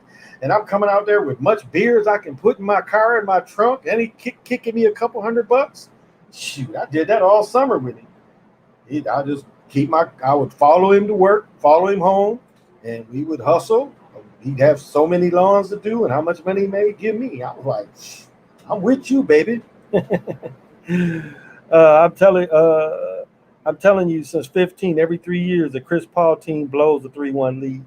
I'm not saying it could happen, but keep that in mind. Great decode, Lorenzo. Great decode, no doubt, no doubt. I mean, I just think he's gonna be the lovable loser, and I know I was right about Harden. I said that Harden wasn't gonna pass. I said that, and I was right about that. And I think Paul's the same way. I don't see them pushing them through. I just really don't. Maybe like somebody said, maybe next year, but not this year. People have to realize they lost a lot of money last year. They have a lot of money to make up. Why do you think in these hockey games, the Canadian teams ain't been having fans? Shit, Florida was packed last night. New York was packed the night before. So they ain't playing. They want that money back. The NBA would be stupid not to take that opportunity. And like people said, just to prove us wrong, but it ain't really about proving the people wrong that much. It's about bringing them dollars in.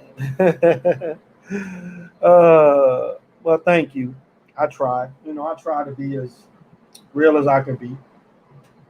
Like, so ABL, you ever hear that? I wasn't trolling. I just don't like your captain, baby. They got enough captains. What they need you for? And that makes me think, and I'll say this, him and that other dude, AK, whatever nation, whatever he's called, they both seem like they either Army intelligence or FBI. ABL, I'm thinking is FBI. He's so polished that I'm sure he's FBI. So he ain't a real one. He's an agent just pretending like he's for conservatives, but if you just watch his movements, he moves like an FBI agent. So I'll say that. And I ain't trying to say shit about him to get any more likes or any. I don't want that. I don't want any of his crowd. Y'all can stay over there. So, well, guys, I'm past 3 hours, and my son says nobody will watch these for 3 hours. But thank you again. Thank you for the help on the likes. Thank you. I know my limitations. I am computer challenged, no doubt. That's why I'm so glad C Overwatt comes in and keep a techie, that they put stuff out there and they try to make it where we can understand. I appreciate that. I appreciate the brothers that do that, because I'm a long way with this stuff. As you can see, I don't even know how to. Crazy Sarge, thank you, because he did try to show me how to screen share. So maybe I need to work a little more, but Crazy Sarge. And so as I end, I'm gonna start changing the different poems. I will give this Time Walker information out. They haven't said I can't. They actually appreciate that I do. So Mora is actually a saying, and the saying does go with this poem, but This is how the Time Walkers greeted each other. It gave them hope. It all starts with a gentle sadness. They came from their original homeland. They knew that they had exact numbers of years and days before they would disappear off the earth as a culture and a lifestyle.